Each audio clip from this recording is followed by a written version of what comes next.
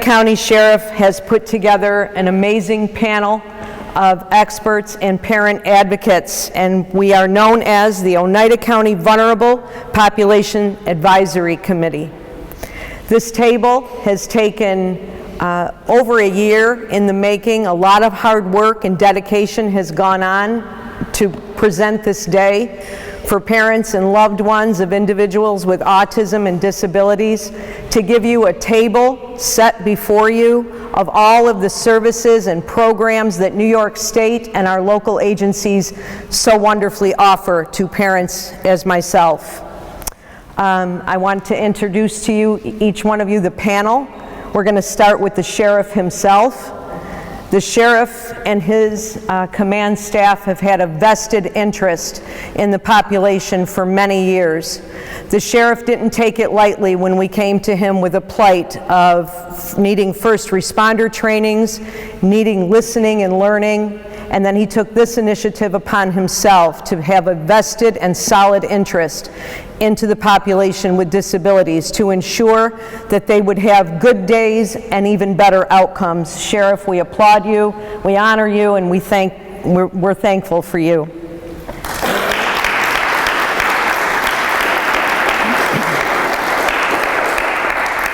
Next, we have Matthew Yelton. Where's Matthew? Matthew is a clinical supervisor with Mercy Flight. He's a cool helicopter EMT. He is also the founder of Learning the Language of Our Biggest Fans.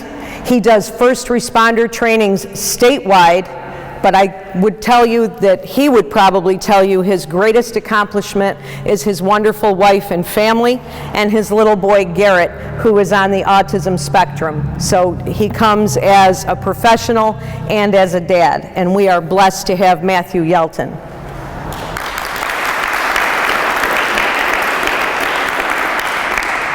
I next want to introduce to you Bethany Wendt. She is the Director of Community Relations at Kelberman. If you know Kelberman, they are the area's leading agency for autism services in this region. Bethany has many roles and wears many hats. She is a woman of excellence. She is a pivotal member of Kelberman's staff and has brought inclusion, awareness, and acceptance to new and amazing levels. As a parent myself of a 31-year-old young, beautiful man with autism, I would have given my eye teeth to have someone like Bethany in my corner all those years ago. Bethany Wendt.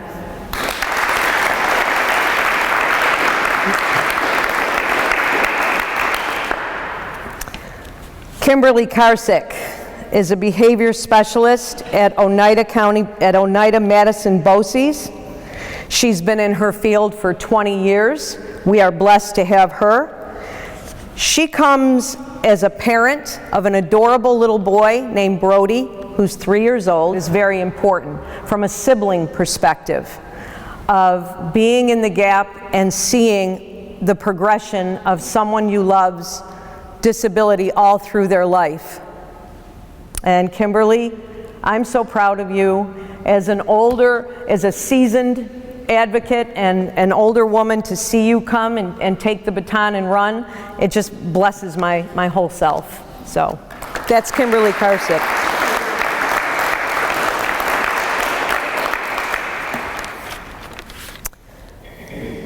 Another educator that I am so grateful for and wish I had one of many, many years ago, a woman who has tirelessly worked for this event today, because she doesn't put her pen down when the day is over and go home and forget the population. Margaret Bouska is a speech and language pathologist in the Holland-Patton School Districts, and she specializes in apraxia. If you're not familiar with apraxia is the brain-body disconnect. It's where people with autism and developmental delays, everything seems to be, and I'm not going to say it as well as you are, but it's stuck somewhere between the brain and the mouth and the body. And to have a specialist among us today is really amazing, because they're few, far, and in between, and they're hardly as excellent as she is. So thank you, Margaret Bouska.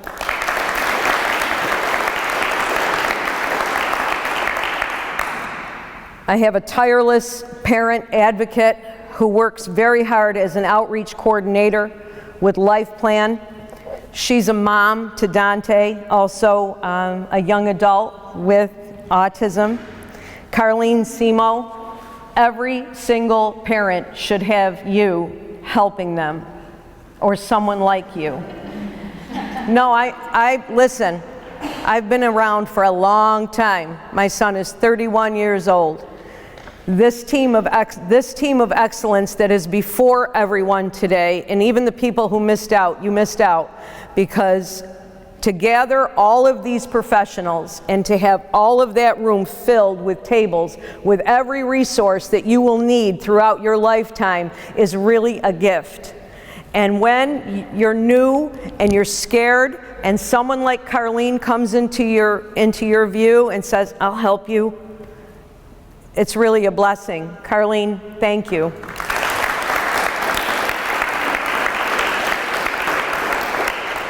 And alongside of her is a man that I call a two-edged sword, because he is professional, he's a father of a beautiful young woman with Downs.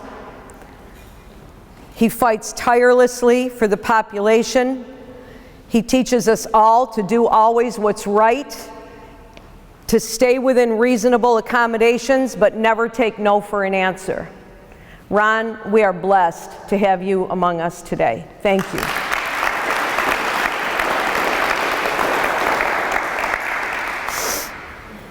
And last but not least, we have Francesca Bevivino with ARC Oneida Lewis. She is the Guardianship Coordinator. If you're unfamiliar with Guardianship is that step that parents have to take. You know, every step at every age can be difficult. But she's at the age where you have to make that decision almost to declare your child, not almost, but to declare your loved one incompetent to make good decisions and sound decisions regarding their health, regarding their money, regarding where they're going to live. Francesca is a warrior, and she's every mother's dream when it comes to those kind of services. She comes strong and solid and someone that you can count on when your child needs those types of services, to go between you and the judge and to help you through it and to let you know that you're doing the right thing. And even beyond that, with NYSARC Trust Services, which are services available through New York State ARC, to help parents that don't have anyone when they leave the earth who's going to govern the person they love the most. Francesca, you walked me through some of the hardest decisions I've ever had to make. I respect you and I honor you, and I'm grateful for you.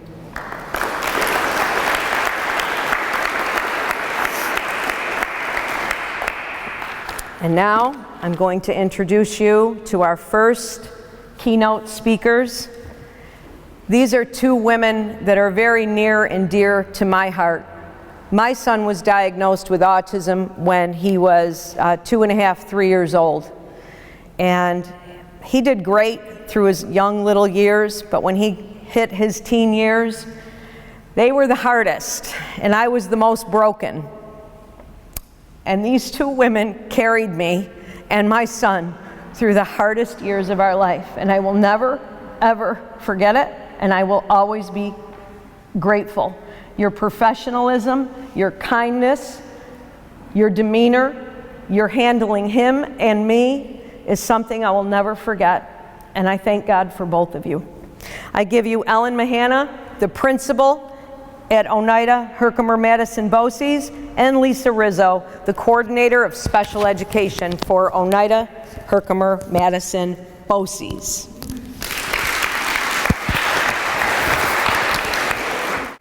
Good morning, everyone. It is an honor to be here today with everyone.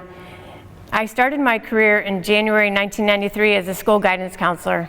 I thought that was it. I pictured myself working with high school students, and I was very happy. Then I decided, I think I want to see the full picture, and I went back to school to be an administrator. My first position was Sequoia Valley Elementary School. I had to do the elementary supervision, and they said, we're going to give you an additional job duty. You're going to be the chairperson for the Committee on Special Education. And I said, oh my gosh, this is what I want to do. This is my passion. In September 2002, I was hired as the principal for the Oneida BOCES special education programs, and I've never looked back. I know this was what I was meant to do. Like I said, I really am honored to be here today with you. I am the 9th child in a family of 10 children, and my oldest brother, Bill, was born with Down syndrome. Bill was an amazing person who influenced my life in so many ways. He actually taught all of my siblings many of life's lessons. My parents instilled in all of us that we were all unique in our own way, and we all had many talents. Bill did everything we did as a family. He learned to swim, to bowl, ride a bike, downhill ski, and cross-country ski, and he enjoyed horseback riding. Bill was also a strong athlete who participated many years in the Special Olympics. He even learned to lift weights and drink raw eggs, just like Rocky. Bill took drum lessons for more than 20 years with various community musicians, and he also became the assistant coach for the girls' community softball team for many years while his sisters were on the team. I learned at a very young age, Bill was unique. At my very first birthday party, Bill did his normal routine while watching Happy Days, wearing his leather coat and standing next to the television every time Fonzie came onto the screen. All of a sudden, my friends were just mesmerized. They stopped playing the game, they sat down, they started watching Happy Days and Bill. I thought to myself, doesn't every 15-year-old want to emulate Fonzie? It was family vacation time for us in 1973, and you can all picture this. We arrived at Cape Cod and asked my parents if we could go to the little park on the corner. A few of my siblings went to the park along with Bill and I. Bill was 16 and I was 6. One of the kids at the park yelled out, "What's wrong with him? He looks different. What is wrong with him?" I yelled back, "Nothing's wrong with my brother. He doesn't look different." He said, "Yes, he does." I said, "You are the one who looks different and doesn't know anything." The kid punched me in the nose, and down to the ground I went. I looked up, and all of my siblings were surrounding me. Walking back to the cottage, my older brother Justin said to me, "You can't do that, Ellen. Bill is different, and that's okay. We love him, and that's all that matters." I said, "I will always fight for what's right for Bill." Bill successfully completed his educational career at Oneida BOCES and was hired by the Office of General Services as a custodian at the age of 21. He was employed for 29 years at the State Office Building, and his successful career was made possible with the involvement of the ARC, Oneida Lewis chapter, providing job coaching services. The professional knowledge, skills, and strategies the various job coaches provided throughout the years allowed Bill to continually learn and grow in his job. As we all know so well, any changes in routine or procedures required all hands on deck. With Bill's job coach and his family, we worked through these transition times, and we did it. Bill loved his job, and he was truly motivated to continually learn and to give it his all. And he did. Challenges arise, and it does take quiet heroes within our community to rise above these challenges. Do you remember the community event of Utica Monday Night Music? In 1999, that was the time that the music event was held at the State Office Building. My brother's supervisor at the time, Supervisor Marie, told my mother that the event coordinator requested for Marie not to allow my brother Bill to come outside on his break to listen to the music because he dances, he takes away from the bands, and that he is in all of the commercials. I wrote a letter to the coordinator at the time and asked her, "Is that the issue? You do not want Bill to be allowed to listen and to dance to the music on his dinner break because he is in all of the commercials?"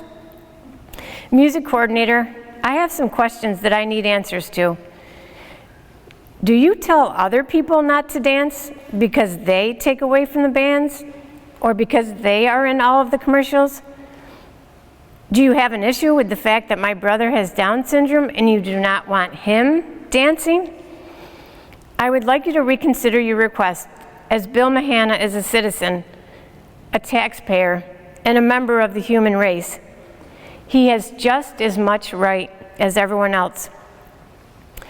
Bill's supervisor was the quiet hero. She supported Bill to continue to take his dinner break outside to enjoy the bands and to continue dancing. And when his watch alarm rang at the end of his break, he went right back to work, completed his job duties, and he could say at the end of his work night, "I did a great job cleaning tonight. I love to listen to music and I love to dance." This is why we are here today. It takes advocacy groups such as the Oneida County Sheriff's Office Vulnerable Population Advisory Committee to be a strong force within our community. They are raising awareness and providing trainings and opportunities for our region that we so desperately need. I grew up learning how important, how valuable, and how necessary the various community agencies were to my brother and to us as a family all throughout his life. We as educators know very well it takes a community and the involvement of many agencies to wrap around our students, our children and young adults, to give them the best opportunities they deserve. As principal of the Oneida BOCES special education programs, I am honored to work with all of our families, school district representatives, and community agencies as we strive to ensure every individual has access to resources and the opportunities to thrive. I know I live and breathe with the utmost passion and drive to meet the challenges that arise within the educational system for our students, your children. In order to do what I am charged with at OHM BOCES, my leadership is definitely strengthened with my experiences working with Mrs. Lisa Rizzo. I am deeply honored to be here today as a lifelong partner to our region's families and children. I come to you with experience in early intervention. I started out as a special education teacher for Oneida County and UCP, and then I was a preschool teacher at UCP also, and then I went on to be a special education teacher at Clinton Central School for 10 years.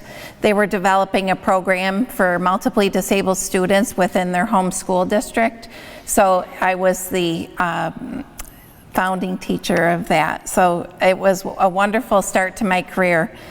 So I have been part of many teams over 33 years supporting children with disabilities and their families. But it wasn't until I served in my current capacity as a coordinator of special education programs at OHM BOCES that I feel I fully fulfilled my life's purpose. I have dedicated 21 years to provide educational leadership that's specific to K-12 plus with special education needs, and there's nowhere else in the world I would have rather been. I want to bring you back to the early years of 2000. It was after 13 years as a special education teacher, I had completed coursework in educational leadership and was ready for my school administrator's internship. I was unable to obtain a paid position in my district, so I planned to continue teaching, feeling leadership just wasn't meant to be. I received a call from District Superintendent Mr. Howard Mettleman asking me to consider a paid internship at the BOCES in the Special Education Division. He thought I'd be perfect for the job because it was vacant for 2 years, that's why. And Ellen had recently come on board as the principal, and the position I would go into was vacant, and he thought that I would contribute to it. I reflected on my desire to lead premier programs in special education. I did not see BOCES as that opportunity. They didn't have that type of reputation then. It wasn't exceptional. It was mediocre. I always want the best of everything, so I wasn't really sure. But I had no choice. I needed to do my internship, and I told myself I can do anything for a year, right? What I did not expect was that I simply fell in love with the staff, the students, and the families, and I had a vision of all that could be with leadership. I still have a hard time believing they actually bused my favorite kids from 12 component school districts to BOCES. I knew we couldn't be all things to all students, but I did know we could be everything to the students we are responsible for. When I began to focus on our region and what my impact could be, I wanted to be a catalyst for change in special education for school-age children within our catchment area. I may not have landed into a premier program as I'd hoped, but it was the start of my leadership role to create premier programs that would provide access to education for the students in need of special education services within our district. I didn't understand it then, but it really was that call that put me on course for my professional career that I would now characterize as a calling to a greater good. And it does take courage. It takes courage to answer that call. I did not dream this would be my journey, and I feel similar to probably a lot of our parents and families. It's not what you dreamed, but it's where you are.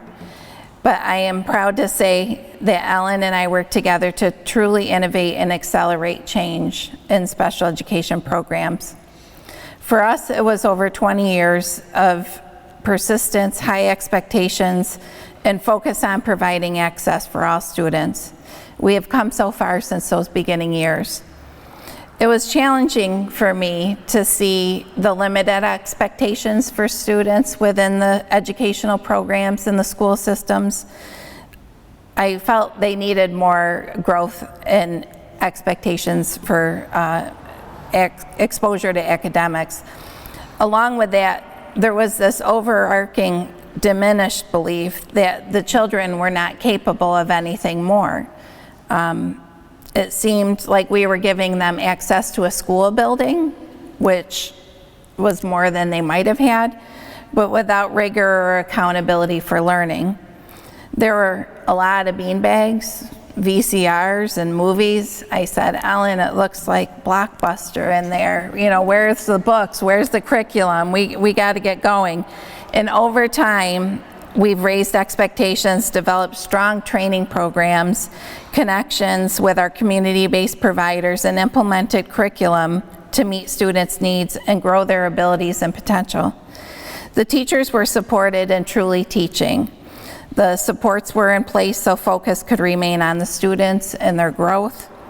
We are partners with our friends at Life Plan and process front door applications with families as an example. We support our families offering training on guardianship and autism spectrum disorders by utilizing these community resources that are here. We do provide job site exploration programs and work with the ARC as well as our career and technical education program. We work tirelessly with Access VR and the preschool programs to have continuity as students transition in and out of school-age services.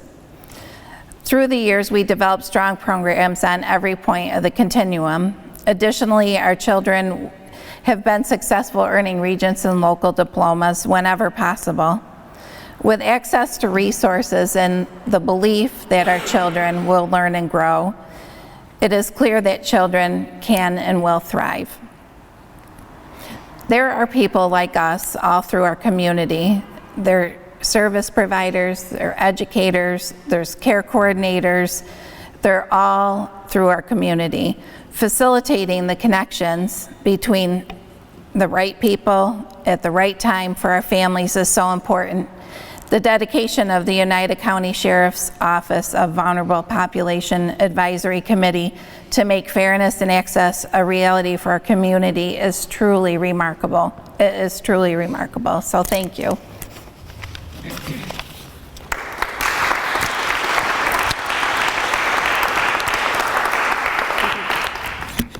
The next agency that has come to bring information and valued service to the community with developmental disabilities, I want to say New York State really does an incredible thing for people with developmental disabilities. And to take time to send these two ladies from the Office of People with Developmental Disabilities to come to give parents what they need is just incredible. We are honored to have the Office of People with Developmental Disabilities here today. I give you Amanda Hanna. She is a psychologist too with OPWDD. She's going to talk to you about eligibility. And Rebecca Edwards, who is an SWA2, Region 2, DDRO, front door facilitator. Ladies, thank you. So the Office for People with Developmental Disabilities, we use the acronym OPWDD. People always, when they call, they're like, OPDW. I'm like, yep, you got the right place. So we're a New York State agency. We authorize services for people who have intellectual or developmental disabilities. We help people with intellectual disabilities or developmental disabilities live richer lives. The vision of OPWDD is for people with disabilities to enjoy meaningful relationships with their friends, family, and others in their lives, experience personal health and growth, and live in the home of their choice and fully participate in their communities. So what is the front door? That's where I work. I'm a front door facilitator. It's a person-centered process where we connect people to services. We're a team of staff at the Developmental Disabilities Regional Office.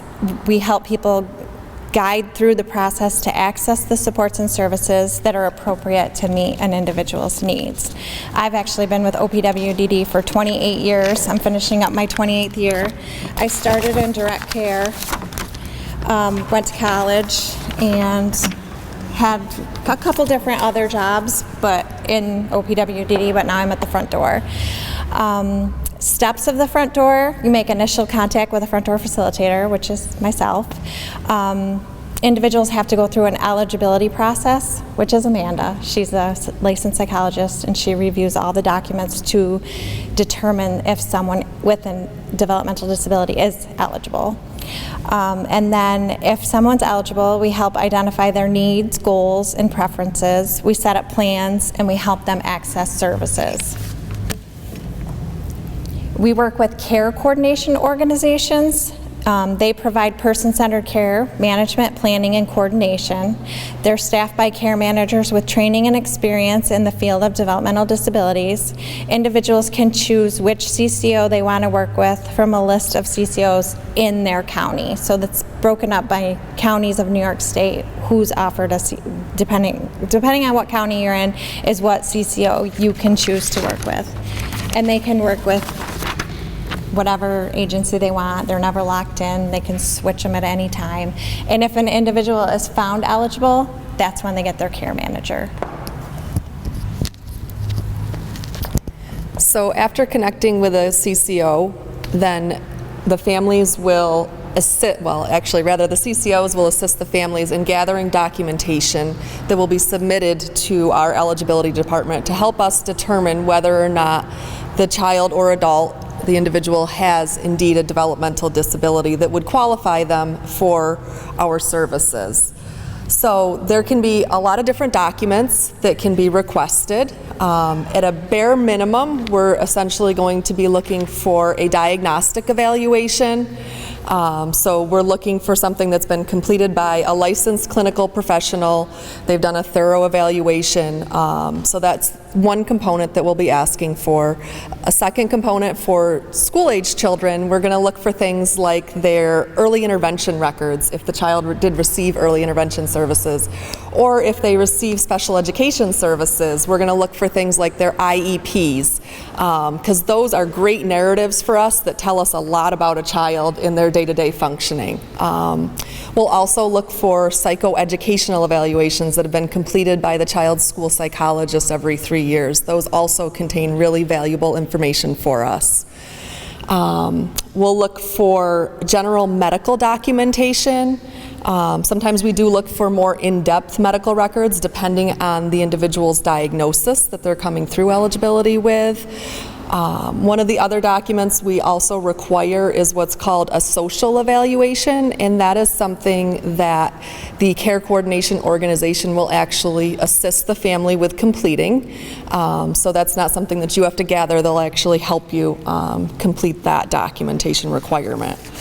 So the eligibility process can take up to 3 steps. It can be lengthy, I will be honest about that. It can also be very quick. And the main variable on the length of time that it can take to get through eligibility is the documentation that we are provided initially. So if we are provided with all of the documentation that we need to make a determination, eligibility, the turnaround can actually be as quick as a single day. I've had that on my caseload. I've had years. Yes, exactly. So if we're not provided everything we need to make that determination, if we need to ask for more documentation to help us determine whether someone is eligible, that can obviously lengthen the process. It can take time to obtain those evaluations. If somebody actually needs to get on a wait list somewhere to have testing done, you know, we understand that there can be some pretty lengthy wait lists locally to have evaluations completed. So things like that can really extend the eligibility duration. For school-age children, for the little ones, we actually offer what's called provisional eligibility through age 8. So children can be granted provisional eligibility. However, once they approach age 8, their CCO is actually going to assist them with coming back through the eligibility process a second time to determine full eligibility at that point. So anybody that comes through eligibility prior to the age of 8 is going to come back through a second time. Oftentimes that can be a little bit quicker of a process because they've already been through and we already have all of those older documents, so we're just looking for more updated information on the child's current functioning. So, like I said before, there can be 3 steps in eligibility. Not everybody goes through all 3 steps of eligibility. If everything is provided that we need to make a determination and someone is found eligible, they can be granted eligibility at the first step. So the paper documents are provided to our department. They are reviewed by one of our first step reviewers, and if they have everything they need to make eligibility, then it can be granted at that level. If it's not a very clear case, then that individual will be forwarded on to what we call a second step eligibility committee review. So that's where we have a larger group of individuals that will be reviewing all of the documentation for that individual. And then after that, if eligibility is determined, then great, we can move on and, you know, connect families with services. If it cannot be determined that someone has an actual developmental disability that qualifies them for services, then families have the right to request a third step review, and that is conducted by licensed practitioners across the state who are independent from our local review, who then can also review the documentation to help take another look and determine if they think that the person is actually eligible. And all families also have the right, if they are denied services, to request a family meeting with us. We actually do them all virtually at this point, so that provides families with the opportunities to ask any questions about the eligibility process, you know, if there's anything else that they can provide to us to help alter our determination. And lastly, families all have the right to request what's called a fair hearing. So if someone is denied services and they feel that they were unjustly denied, they can appeal that by requesting a fair hearing. So that offers the families the opportunity to go in front of an administrative law judge, plead their case, and then we would, you know, also state our case as to why we do not think the person is eligible at this time. So, what constitutes a developmental disability? There are qualifying diagnoses, and so those include an intellectual disability, cerebral palsy, epilepsy, a neurological impairment such as a traumatic brain injury, autism spectrum disorder, familial dysautonomia, and Prader-Willi syndrome was just added in recent years. So those are all the qualifying diagnoses. There's a couple of other key components, though, that we're looking for in addition to just that diagnosis. We're looking to see if the diagnosis was made prior to the age of 22, because again, it needs to be within the developmental period. And in addition to that, we're looking to see if it's a condition that's expected to continue indefinitely throughout that person's lifetime. So for example, if we have a little one that has epilepsy and they're put on some, seizure medications for a year or two, they weaned off, they no longer have epilepsy, they're applying 5 years later, they might not be found eligible because they no longer have that condition. And then the last component is that qualifying condition needs to cause substantial deficits in that person's ability to function day to day. So it's really important to understand that just having that qualifying diagnosis is not actually enough in and of itself to qualify for OPWDD eligibility. They need to have substantial impairment in their ability to function day to day. And that's determined through what we call adaptive measures. Oftentimes school psychologists are gracious enough to complete those with families. If not, they can be sought from outside agencies such as the Kelberman Center. We get great reports from them. And so we're looking for someone to be, essentially what we're looking for is 2 standard deviations below the mean, and not to get too in the weeds here, but we're looking for someone that functions in the bottom 2 percentile of the population. So really some pretty significant deficits in their ability to complete day-to-day tasks independently. I'll give it back to Becky. So if an individual is determined eligible for OPWDD, then we front door facilitators, we do an assessment called the Developmental Disability Profile. So we'll contact you and say, your loved one was found eligible, we need to complete this assessment. And then there's an outside assessor that does another assessment. For children, it's called the Child and Adolescent Needs and Strengths. It's called a CANS assessment, under 18 years old. And then if you're 18 or older, it's called a Coordinated Assessment System, a CAS assessment. So those are the assessments that we do. Some of the OPWDD supports and services that are available are community-based services, assistive technology like eMods, adaptive equipment, employment services. There's all different levels of employment services, job coaching, whatever, helping an individual find what kind of employment they'd be successful at, what their interests are, the application process, the interview process, and like I said, job coaching. Some of it's time limited, so once they're able to be left on their own and do the job independently, then they will be, they'll have completed the employment. We have behavioral supports. CSIDD is for crisis, those in crisis situations. Intensive behavioral services for individuals who have behavioral needs. Clinical services, and then there's some housing options. The services are meant to enhance the support an individual receives from both their natural supports and the community oftentimes. So how are OPWDD services paid for? The home and community-based services is the HCBS Medicaid waiver. It's OPWDD's largest Medicaid program. It's paid for both by New York State and the federal government. You need to enroll in Medicaid and apply for the waiver, so you have to get approved for it. If you are under the age of 18, you may be determined eligible for Medicaid without considering your parents' income. We call that process parental deeming. Everybody goes through a review to get a Medicaid funded service.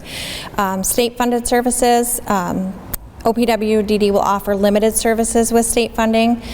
You don't need to enroll in Medicaid or the HCBS waiver to get state-funded services. These are called family support services, and they're not Medicaid funded, and those are the most appropriate for a young child. And I have handouts of like what is included in family support services. And individuals can come to OPWDD with private insurance. They can have private insurance and Medicaid combined.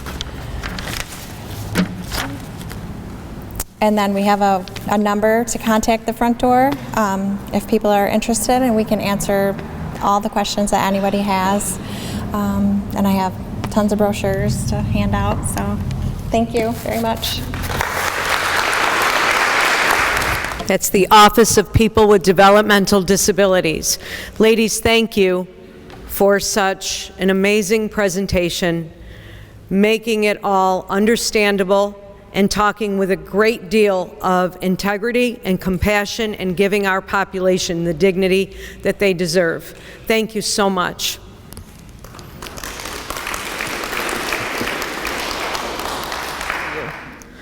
I'm grateful to Steve Gagne. He is a local parent advocate. He's someone I respect and admire. He's here today with RockVox, his podcast, Finding Common Ground. And because of them, this entire day will be able to be seen by people who did not come today. So Steve, thank you. Thank you, RockVox. We can't thank you enough.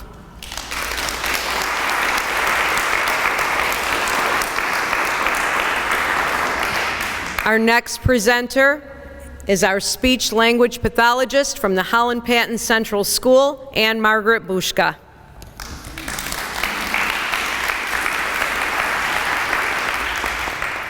Thank you.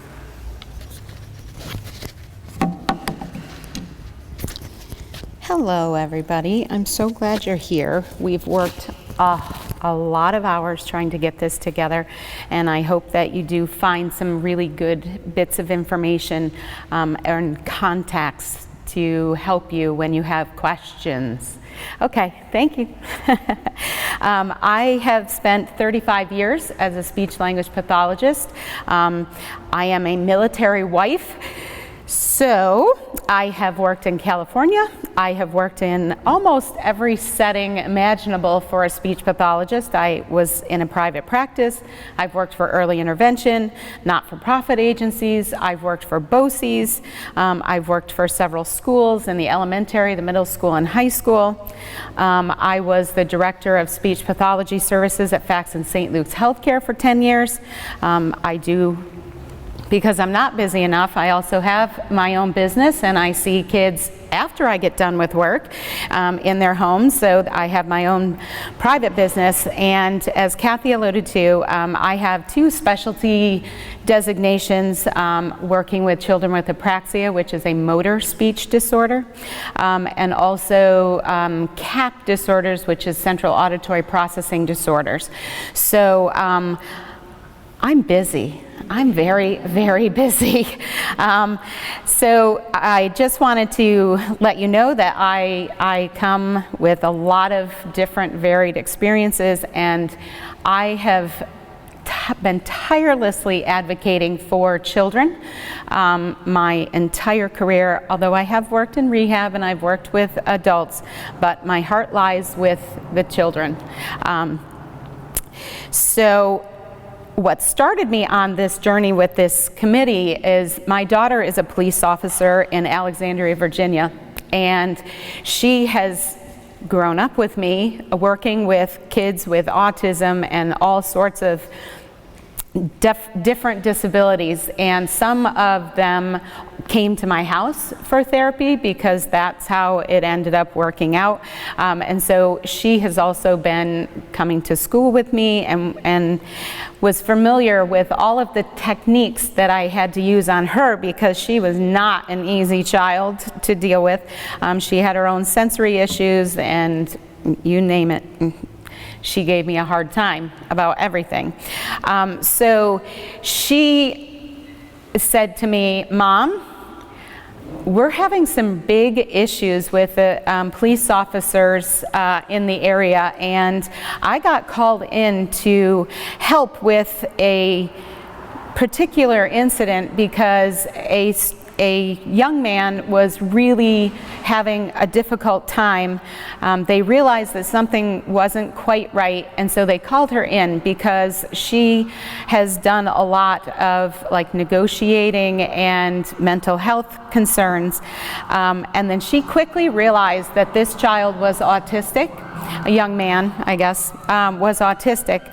And she was able to navigate that situation and de-escalate and really help with dealing with that child.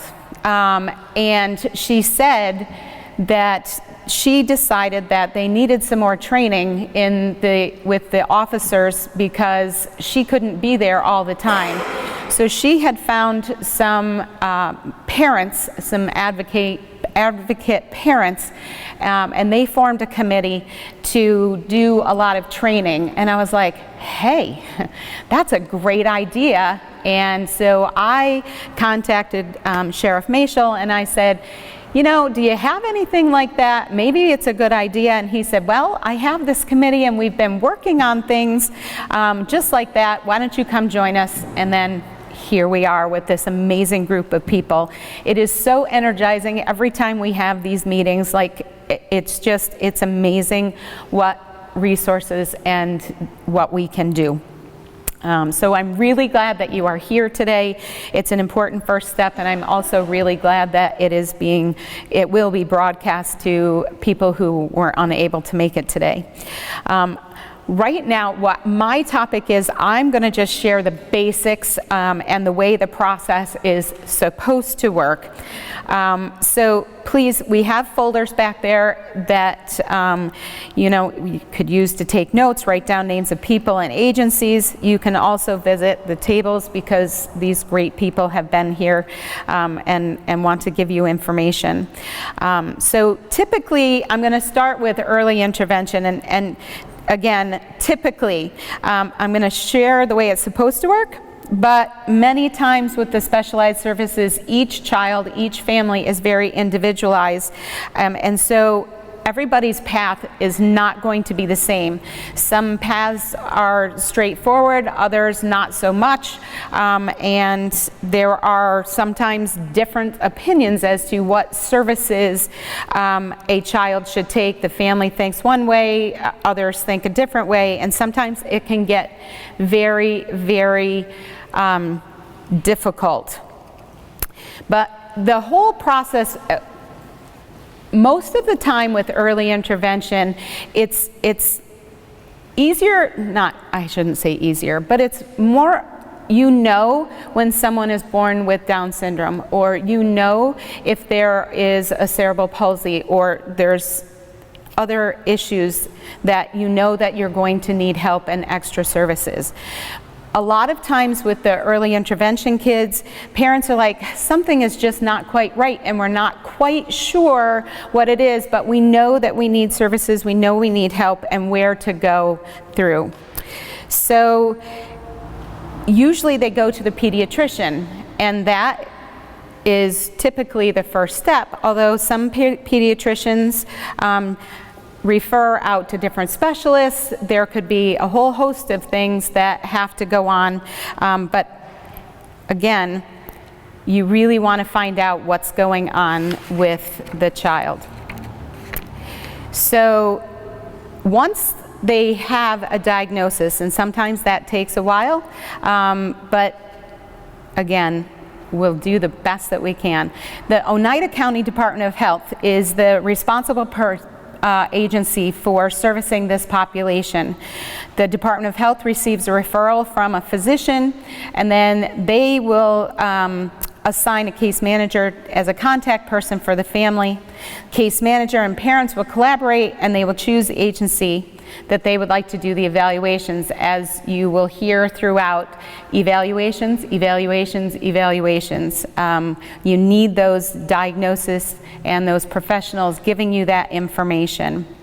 So you can have special ed evaluations, therapeutic evaluations, speech therapy, occupational therapy, physical therapy, and sometimes vision therapy. We've noticed a huge rise in the amount of children that are having vision issues, and that creates a whole host of issues. The evaluation team will contact the parents, and then they will provide that evaluation in the home. It could be done at a daycare setting or any other place agreed upon by the parents and the case manager and the evaluation team.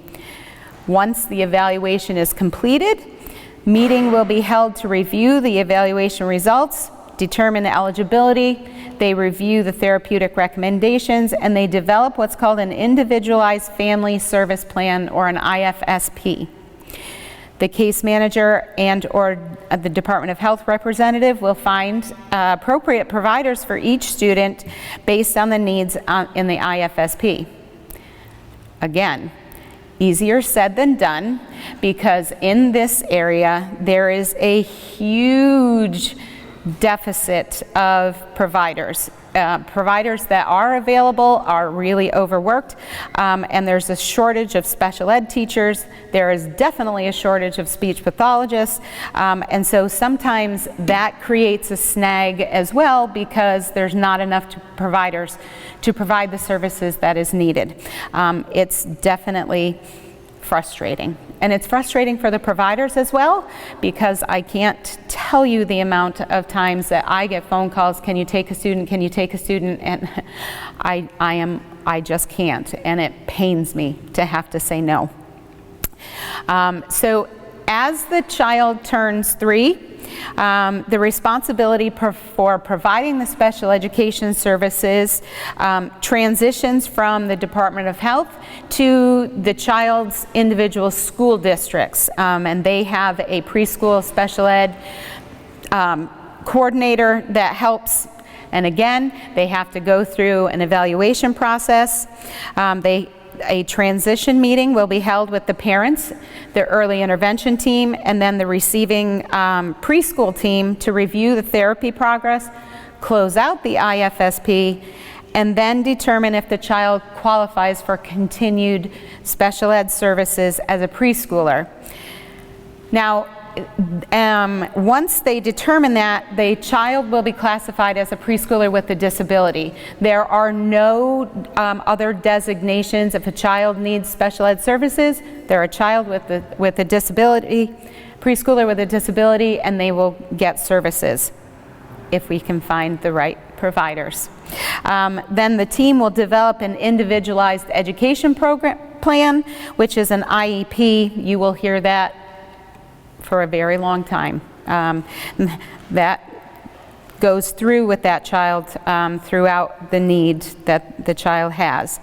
They will create therapy goals for the child's specific services that are identified on the evaluations and in the meeting.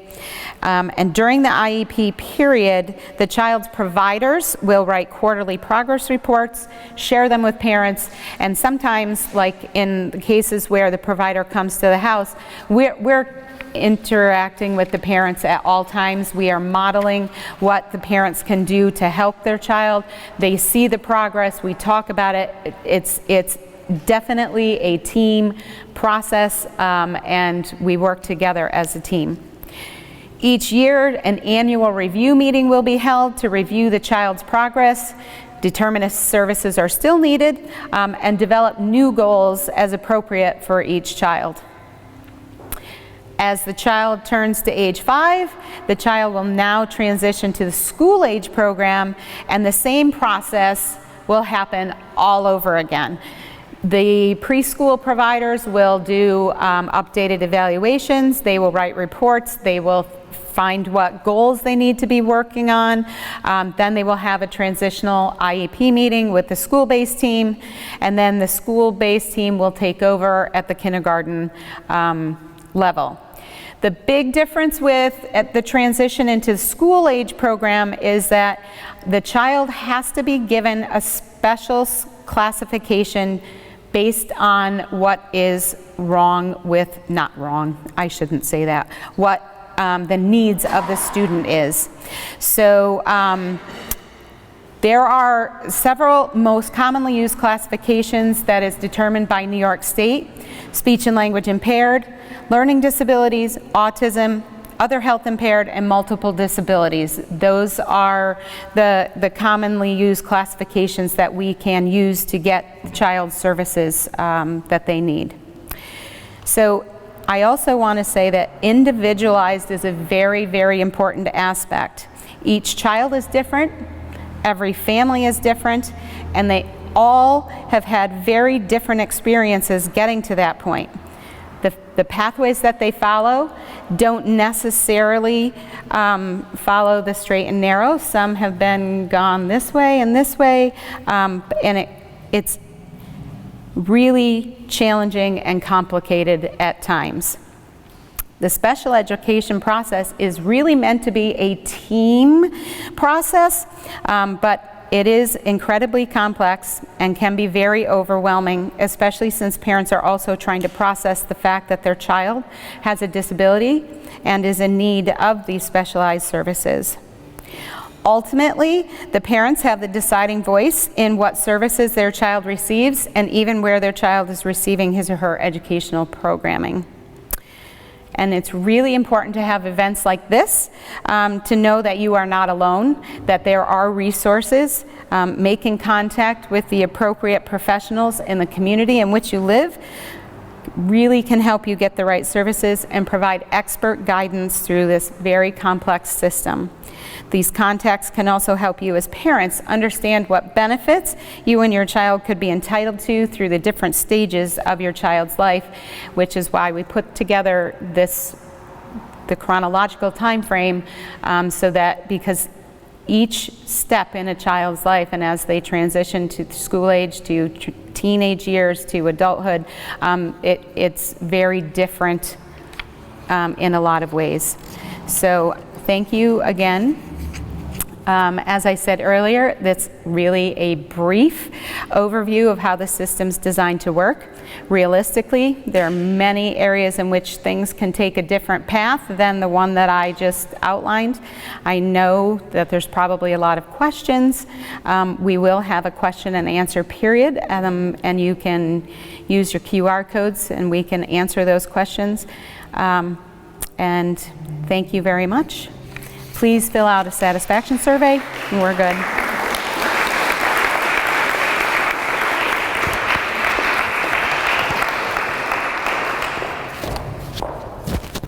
There you go. And Margaret, thank you. Another wealth of information for parents as they navigate through those earlier intervention years.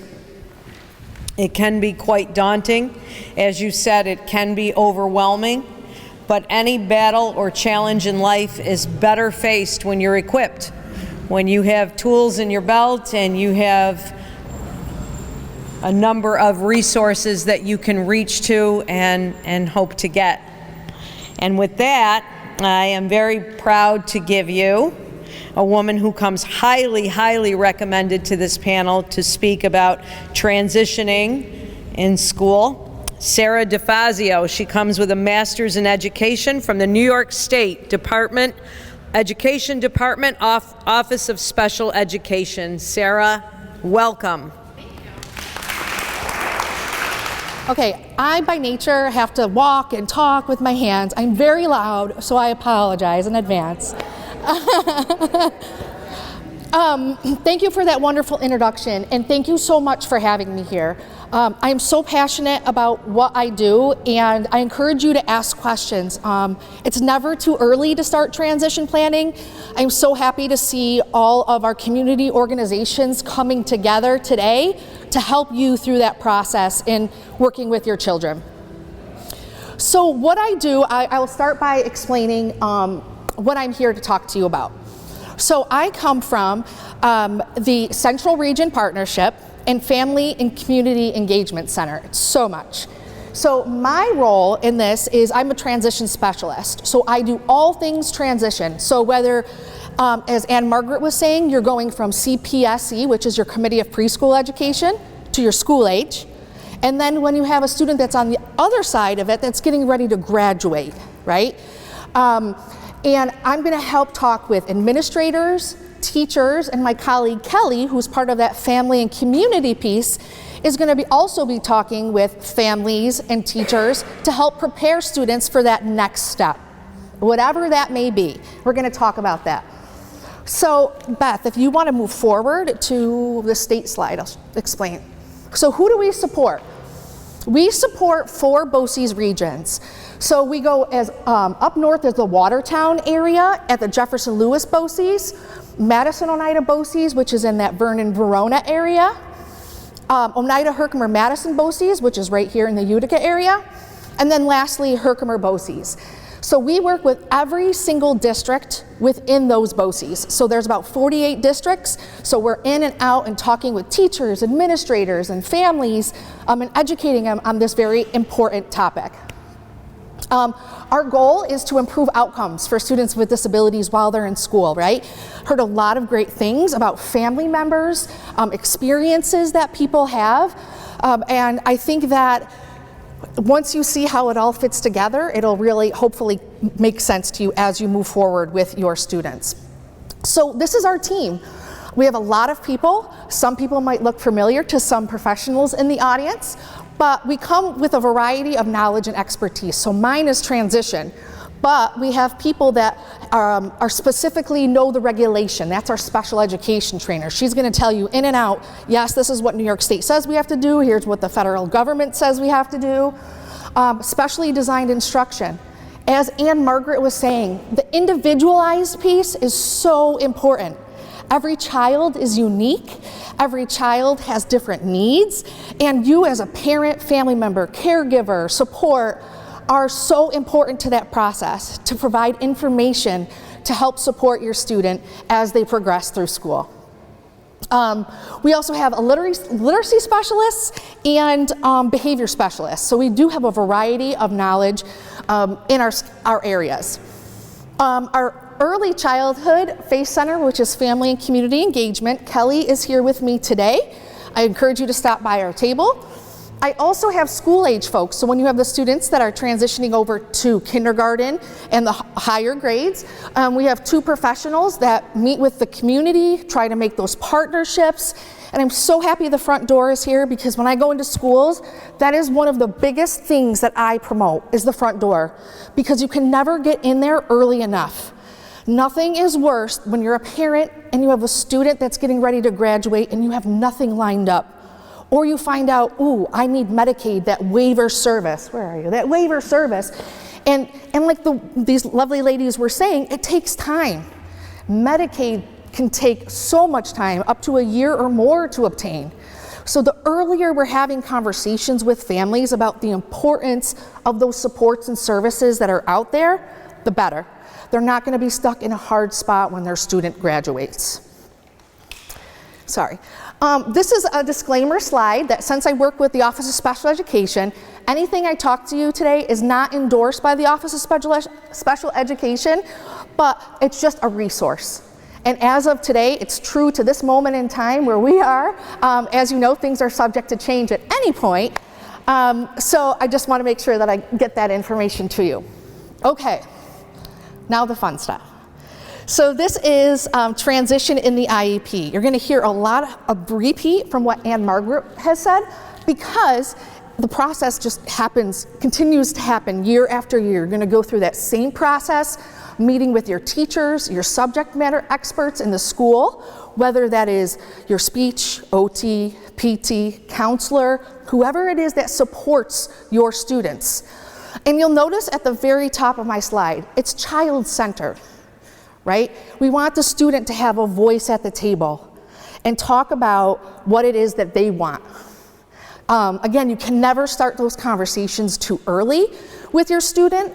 And we like to encourage parents to have conversations ahead of time with their student. If they're going to have that IEP meeting, individualized education program meeting, to encourage your child to speak up if they're able to, or provide some sort of drawing, I've seen children put together PowerPoints that talk about their year in review, that they can stand up in front of the committee and say, hey, this is me, this is what I like, right? And I'm lucky to have these people around me that support me in what I do. So we really encourage that child-centered piece. A lot of what we talk about you'll see in this lovely circle of support here. My favorite piece is special education is a service. It's not a place. Right? Oftentimes we think, oh, my kid's in special education, he's in the basement in that room with all the other kids that are like him or her. And that's not it, right? We are so past that mindset. We are having students with disabilities participate in regular classrooms as much as possible. We're having teachers push into those classrooms or therapists push into those classrooms to make sure the student gets what they need with their peers. So important. In the least restrictive environment, which means, again, we're looking at that student, we're looking at their individual needs and looking at where do they fit. What is the best placement? Sometimes that placement is in the school district, in the classroom with their peers. Other times that might be at a BOCES placement with students that may have higher needs, or it could also be in a residential program depending on the needs of your student. All of those things are okay. And we have a lot of subject matter experts here today that can support you and talk to you about any sort of decisions that you need to make. Okay. I love this next slide too because it does talk about the student involvement. It's really a continuum, right? And there's no right or wrong way to go about it. And I can't say it enough, encouraging the student participation, having the student there at the meeting, having them hear what they're really, really good at, right? Because oftentimes it's easy to look at where students struggle, right? And where they need more support. So having them hear those positive things is helpful. So you'll see at one end of the spectrum, it takes place without the student. Sure, we're gonna have students that say, no thanks, I don't wanna come, you guys figure it out, let me know afterwards. Or you might just have a student that says, I don't really wanna go today. Okay, that's fine. We do our due diligence to make sure that the student is invited, and we make sure that the student does have a voice. On the other end of the spectrum there, you'll see the very most level that students can be involved, which is that the student is present and they take responsibility for much of the process. They're directing, they're talking about what they want to do, they're talking about their goals, they're talking with Ellen and Lisa about all of the things they've accomplished and where they want to go during that meeting. So it's very student driven, which is critical for student engagement. Okay, how and when? So there's really no hard or fast way of when you can begin transition planning, because think about it. If you have a kindergartner, they're often in their classrooms and they're talking about, I want to be a policeman, I want to be a fireman, I want to be a teacher, because those are the careers that they're exposed to at a young age, right? So as your student, moves forward, I know my kids say to me, I'm going to be a YouTuber or a social influencer, and having conversations about what's out there, because students don't know what they don't know. And we're going to talk a little bit about career exploration and how that helps students. And I'm also going to talk to you about after graduation, what that's going to look like for students as well. But students, starting at age 12, you should start hearing from teachers something called the transition assessment. So age 12 is middle school. What this assessment consists of usually is a teacher, a parent, and a student questionnaire. And the goal of that age 12 assessment is to get your kids talking. What do they want to do?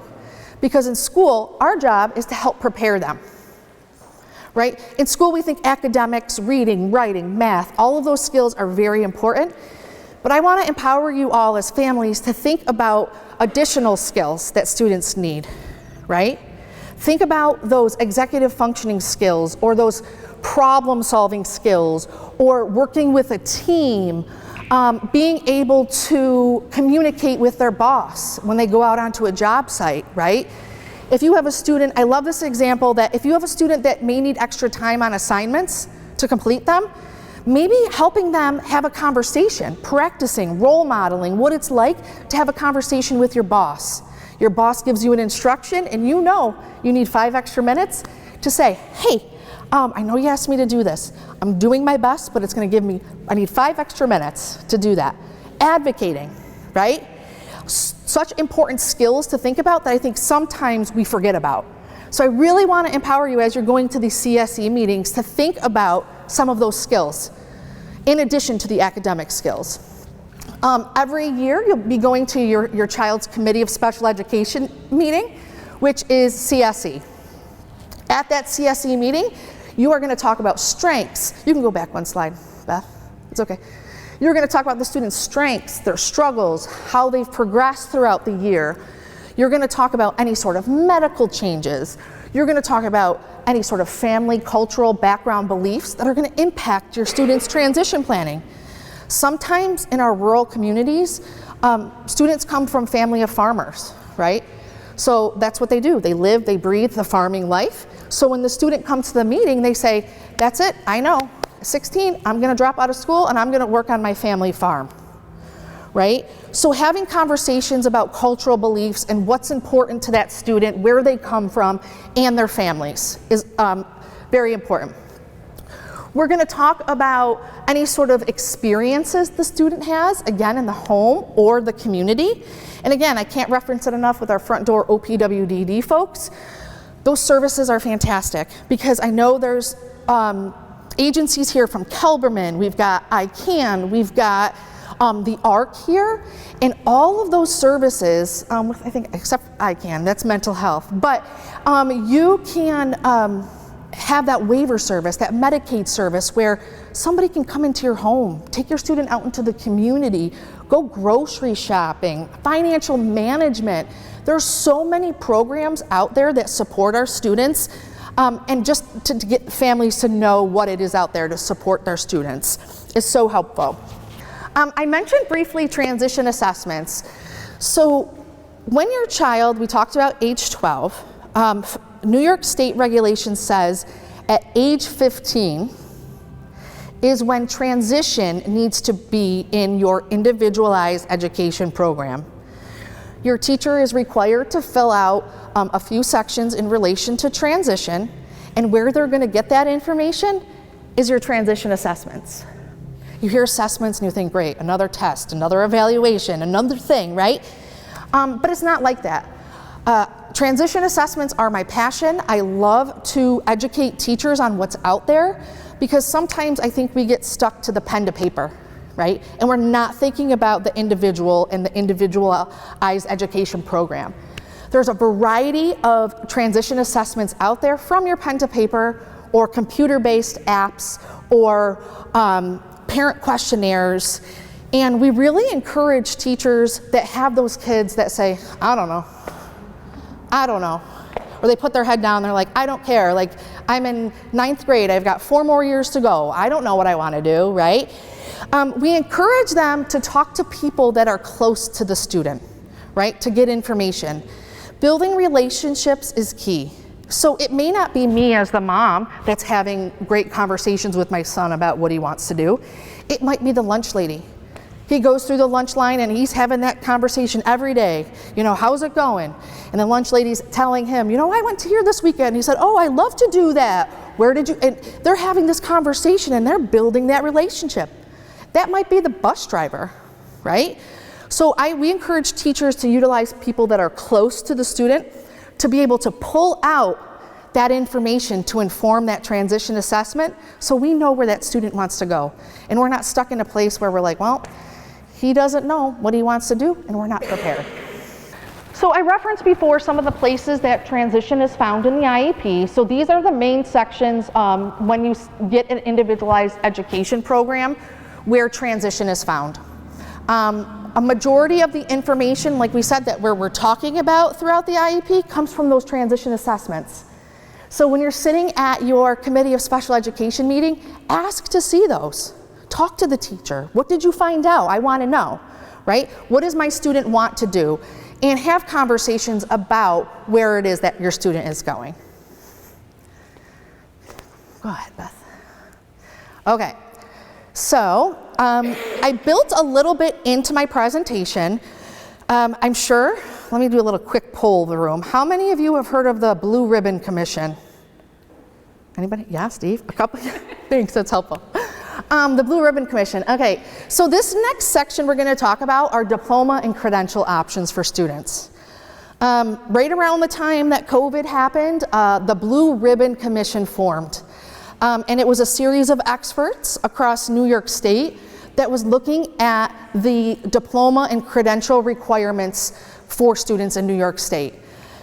As you know, we have the Regents exams, and we have decided as a state that while we're still going to offer Regents exams, we want to offer other things to students that might have strengths in other areas. So the Blue Ribbon Commission is redesigning the diploma and credential options. You might have heard on the news, they're doing away with Regents exams, no more Regents exams. While that's not necessarily true, we're going to talk a little bit about what it looks like now and where we're going. Okay, so right now, kids have the option of getting a Regents diploma with advanced designation, or a local diploma. Now, there's some other little nuances for students with disabilities, which could include a superintendent's determination based on how they do on Regents exams. I'm not going to go into crazy detail on that. I'm going to give you that 10,000-foot view today, okay? If you're interested in learning more, we can absolutely chat about it. In addition to those diploma requirements, we might have a student, or you might have a student, that might be pursuing what we call CDOS, Career Development and Occupational Studies. And this is a credential that students can add on to their diploma. It's not a diploma in and of itself, it's a credential. And what that CDOS credential does is it provides students with work-based learning opportunities, which means they are out either in the community and they are performing specific job tasks. Maybe you have students that are attending BOCES and they're in the automotive program or the carpentry program or cosmetology or animal care, and they're getting experience there. When we have students that are obtaining this CDOS credential, we provide a career summary plan. We provide a plan of their strengths and needs that essentially can be used as a resume for these students. They have all this experience in their specific job area, and they have glowing reviews from the folks that are supervising them. So already we have students that are heading into the right direction, that want to go into the world of work. We're going to talk this afternoon about once your child graduates, what they can do with that information. So keep this in the back of your mind. The other credential up here is the Skills and Achievement credential. Again, because we speak in acronyms, that is known as the SAC, you might hear it. And this is for students that require a lot of additional support, that may not be able to sit and take the 3, 4, 5, 6, 7, 8 exams in elementary school, students that might not be able to sit for the Regents exam and successfully pass them. These are conversations that your committee, when you go every year, should be having with you, right? Students will be in this category, alternately assessed is what it's called. So they have specific skills that they are working on, and the teacher is able to assess those skills through the New York State Alternate Assessment. This credential also includes an exit summary, so students will leave school with kind of an overview of what they've worked on throughout their school career and where they need to put in additional work. This is also a credential I want to mention, not a high school diploma, so it is just a credential for students. So when I mentioned the Blue Ribbon Commission, this is what they've released thus far on the new and upcoming graduation changes. I have a timeline attached to this as well as to when we can expect some implementation of these new graduation requirements. So what they're naming it is a portrait of a graduate. And what's listed here on these bullets on the left-hand side are the skills that they want our students to be proficient in when they graduate from high school. So they want our students to be academically prepared, creative innovators, critical thinkers, effective communicators, a global citizen, reflective and future focused. So what we're hoping to do, and regionally, BOCES have been meeting, they've been talking about pooling resources together. As you know, in our community, we have small districts, we have large districts, and really our goal is to focus on student strengths and help them attain these skills by introducing them to their community, making sure that they have exposure to work experiences, while also focusing on academic needs. So this is the first installation phase. This is kind of where we're at. The left-hand side is the portrait of a graduate. They've released that. We know what it consists of. Now we work on how we're going to help our students reach those. Again, BOCES are working together throughout the state to talk about what that could look like in our area. So there'll be more information to come, hopefully, soon. And then here you'll see by the summer of 2027, we'll have a good plan in place ready to implement. One thing about the Portrait of a Graduate is they are encouraging, I should say mandating, that schools do a course on financial literacy. That all students have to take a financial literacy course in order to graduate, which is great. We know that's so important. Money management, you know, being exposed to that in your community is huge. So that's exciting work that's going to be done. So this is a little tricky, bear with me here. This refers to cohorts. So when you see on the top there, cohort 2023, if you have a student that's going into 9th grade in 2023, they're within that cohort. Okay, so following that. This outlines what's going to happen as the years kind of trickle on, and we're kind of getting rid of those diploma and credential options. Between 24 and 26, we are going to be moving to one diploma. All students are going to get the same diploma, which is exciting, and I'm looking forward to that work. If students, we had that advanced Regents diploma, if students obtain an advanced designation, right, they've passed more than the required Regents exams, they get this a seal of distinction. Exciting. So by fall of 2027, they're going to have in place those diploma and assessment requirements. And you're thinking, wow, 2027, that's still a ways away. It takes a lot of planning to go into this. So I'm sure we're going to hear a lot more about it. But I want you to be informed as to what's happening and when, so you can kind of keep that in the back of your mind and how that might impact your students based on how old they are currently. At our table in the other room, I have this wonderful family guide. It's about 60 pages. If you're interested, please feel free to take a copy. It goes over in greater detail everything that we've talked about today. There are checklists in here. There are community agencies in here. There's information on your IEP. If you want it electronically, make sure you give us your email and we can send it to you, because every link in here is a clickable link for you to be able to go right to that website. So take a peek over at our table. But this checklist is included. I love this because it tells you as a parent what you need to know and do before age 12. And then there's also a checklist that talks about what you need to know and do as your student gets older. So when they're hitting that 15, 16-year mark, how you can help your student plan.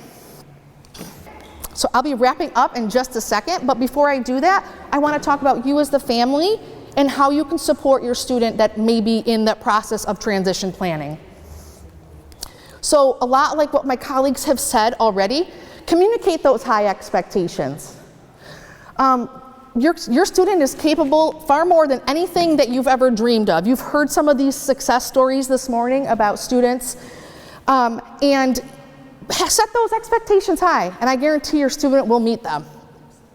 Support student learning at home, that's so important. Reinforcing that, encouraging your student.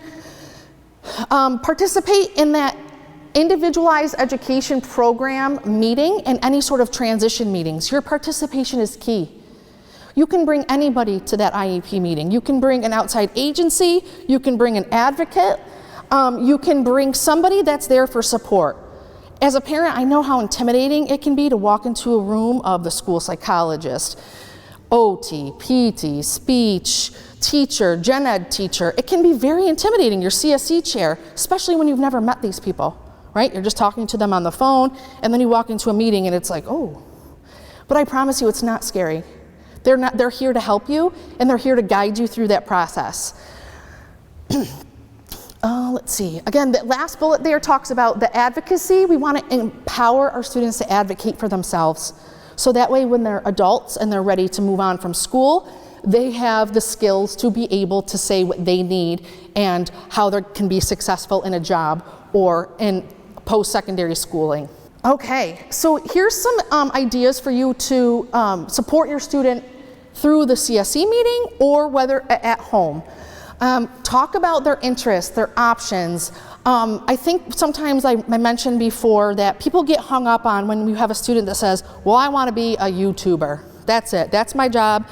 And I think people sometimes laugh and they say, YouTuber, what? Sure, there's success in that for some people, right? But what I say to teachers is instead of kind of just being like, well, all right, they want to be a YouTuber, let's figure it out, to really take a deeper dive into that student. What is it about a YouTuber that your student likes? Do they like talking to people? Do they like being on camera? Do they like editing? What about that whole piece does your student like?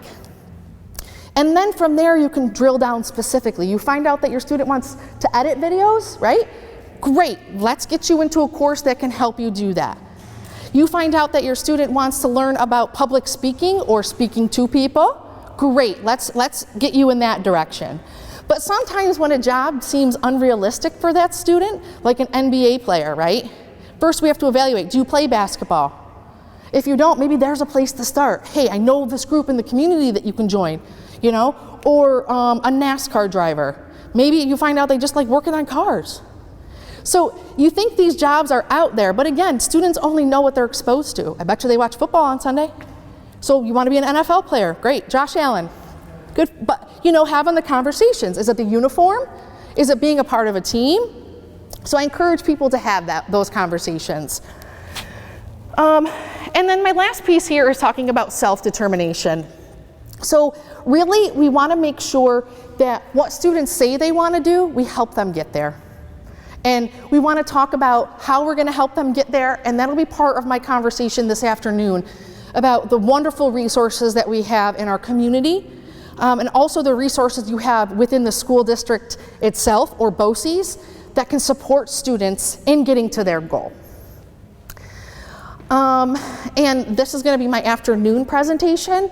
I really thank you for your time. I'm willing to talk about anything and everything, so feel free to stop by later, and Kelly and I are happy to give you all the resources that you need. So thank you. I appreciate it. Come on, let's really think about who's in this room today. New York State has sent representatives from the Office of People with Developmental Disabilities. They have sent an incredible powerhouse from their Department of Education, and the New York State Justice Center is represented in this house today. We are grateful. As a parent, an older parent, my son is going to be 31 at the end of the month, I'm grateful for every single person that came today that is giving their time, their talent, and their treasure to come and to make the lives of those with disabilities better.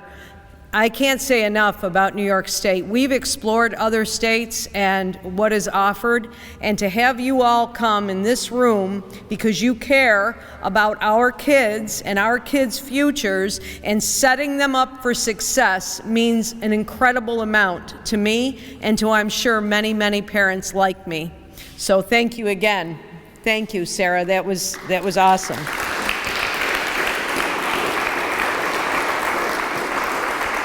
This day, again, would not be possible without the Oneida County Sheriff, Rob Mashel. I just want to take 1 minute and read you the mission statement of the Oneida County Vulnerable Populations Advisory Committee. The mission of the Oneida County Vulnerable Population Advisory Committee is to raise awareness of conditions of vulnerability, to promote a future of equality and fairness, and to support families within our community, thereby ensuring every individual has access to resources and opportunities to thrive. I also want to thank our Assemblyman, Brian Miller. I don't know if he's still in the building, but he stopped by as well, along with Marianne Buttenshaw, our Assemblywoman. Again, because they are committed to better outcomes for our individuals.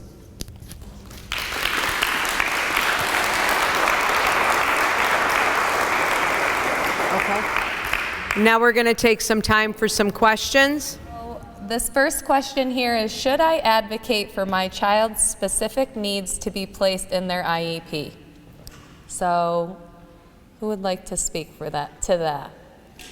You want to hear what the student needs to work on to be able to help them get there. So yes, do that. Ellen, is there anything you want to add or Lisa? I just think the more specific the IEP is to your child, the better everything is. The teacher's going to get to know your child better. you know, there's such a team orientation. All the therapists, the school nurse, the administrator. The more specific your child's IEP is, the better everyone is. And they want your child to progress. So yes, make it specific. Okay.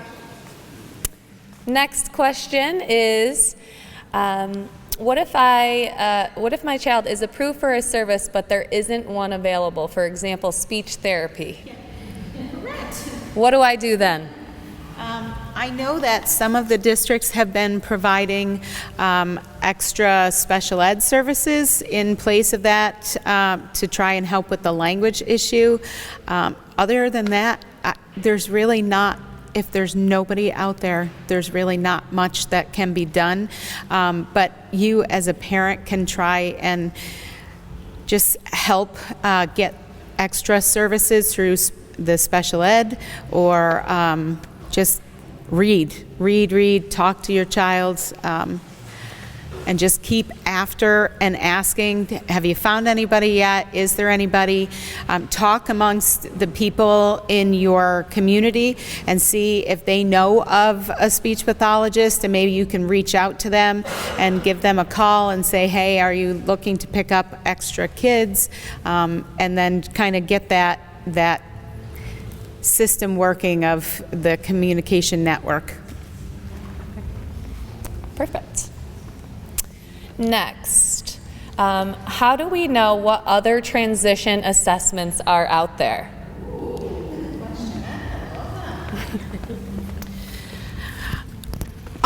So my first statement is Google is my friend as well. The best part about the transition assessments is there's no hard and fast, and there's no transition police to say, you have to do this one, right? I can rattle off a few right now. Oftentimes school districts have to go through a process. It's called EdLaw 2D, which means they have to be compliant with that, which means any sort of mobile program that they decide to use has to be compliant in that it's not going to share your students' personal information. However, if you as a parent want to log on at home and give it a whirl, there's nothing stopping you from doing that. And then certainly you can share what you've learned with your teachers. I highly encourage that. One of the big ones that's through New York State is called Career Zone. Check out that website. There's a lot of exploration activities. If you stop over at our table, put down your email and just kind of put transition assessment next to it, I'm happy to share a link of all of the things that I'm aware of that are out there that can support your students. So I could go on and on, but please stop by. I'd be happy to chat more. Okay, so I think this one's for OPWDD. So what if I do not qualify for Medicaid based on income? What does that process look like? So in order to get a service that is funded through Medicaid, everybody has to go through a review. If you're approved for that service, then you can apply for Medicaid, and they do, like if income is too high for the parents, they do a process called parental deeming. As a parent, what voice do I have when choosing the goals that my child is working on in their IEP?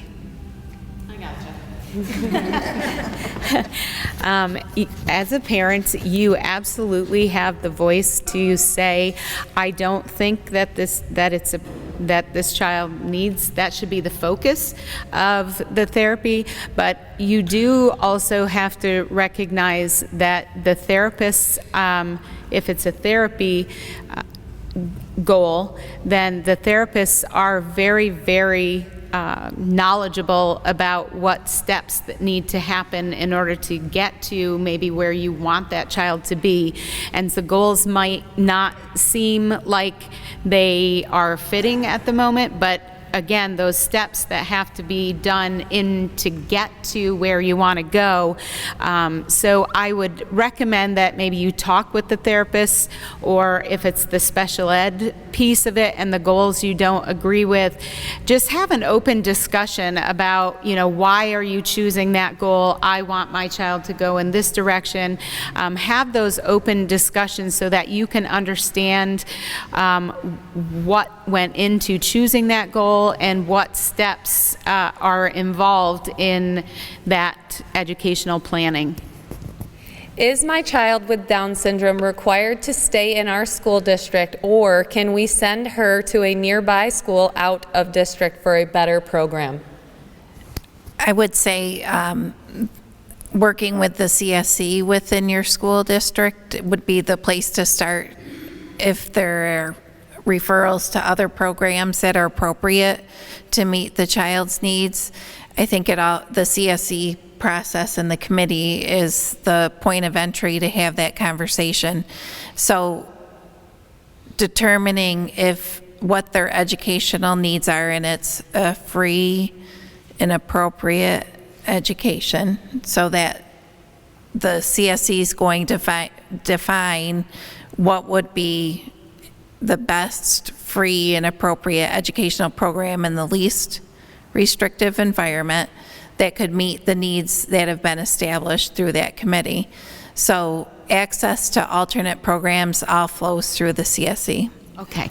I think it all goes back to having and working together as a team, and having those lines of communication, talking with your CSE chairs, talking with the people who are actually working with your child day to day. They know what is the progression, what's expected, how the student is doing, what their needs are, what their strengths are, and just trying not to have an adversarial role with the CSE chair and the CSE committee.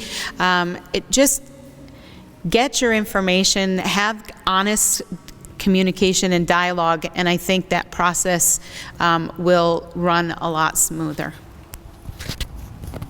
I can actually add on that as a parent advocate, and I live in the South Lewis School District system, just into Lewis County. We share our services that are available at our school district with neighboring, more disadvantaged, more rural areas. So like the town of Webb, for instance, buses a lot of their students that require all these specialized services and resources over to us every day, and we provide the service at our school district. And then in the summer we share and send our students up to the Lowville Free Academy and centralize it in the entire county, so that all the students from all the school districts, whether it's Beaver River, Copenhagen, town of Webb, or the South Lewis proper southern end of the county, they all get their resources and continue their services through the summer at one centralized school district. So you'll see a lot more of these school districts starting to share these services in order to advocate for the best possible circumstances for the students.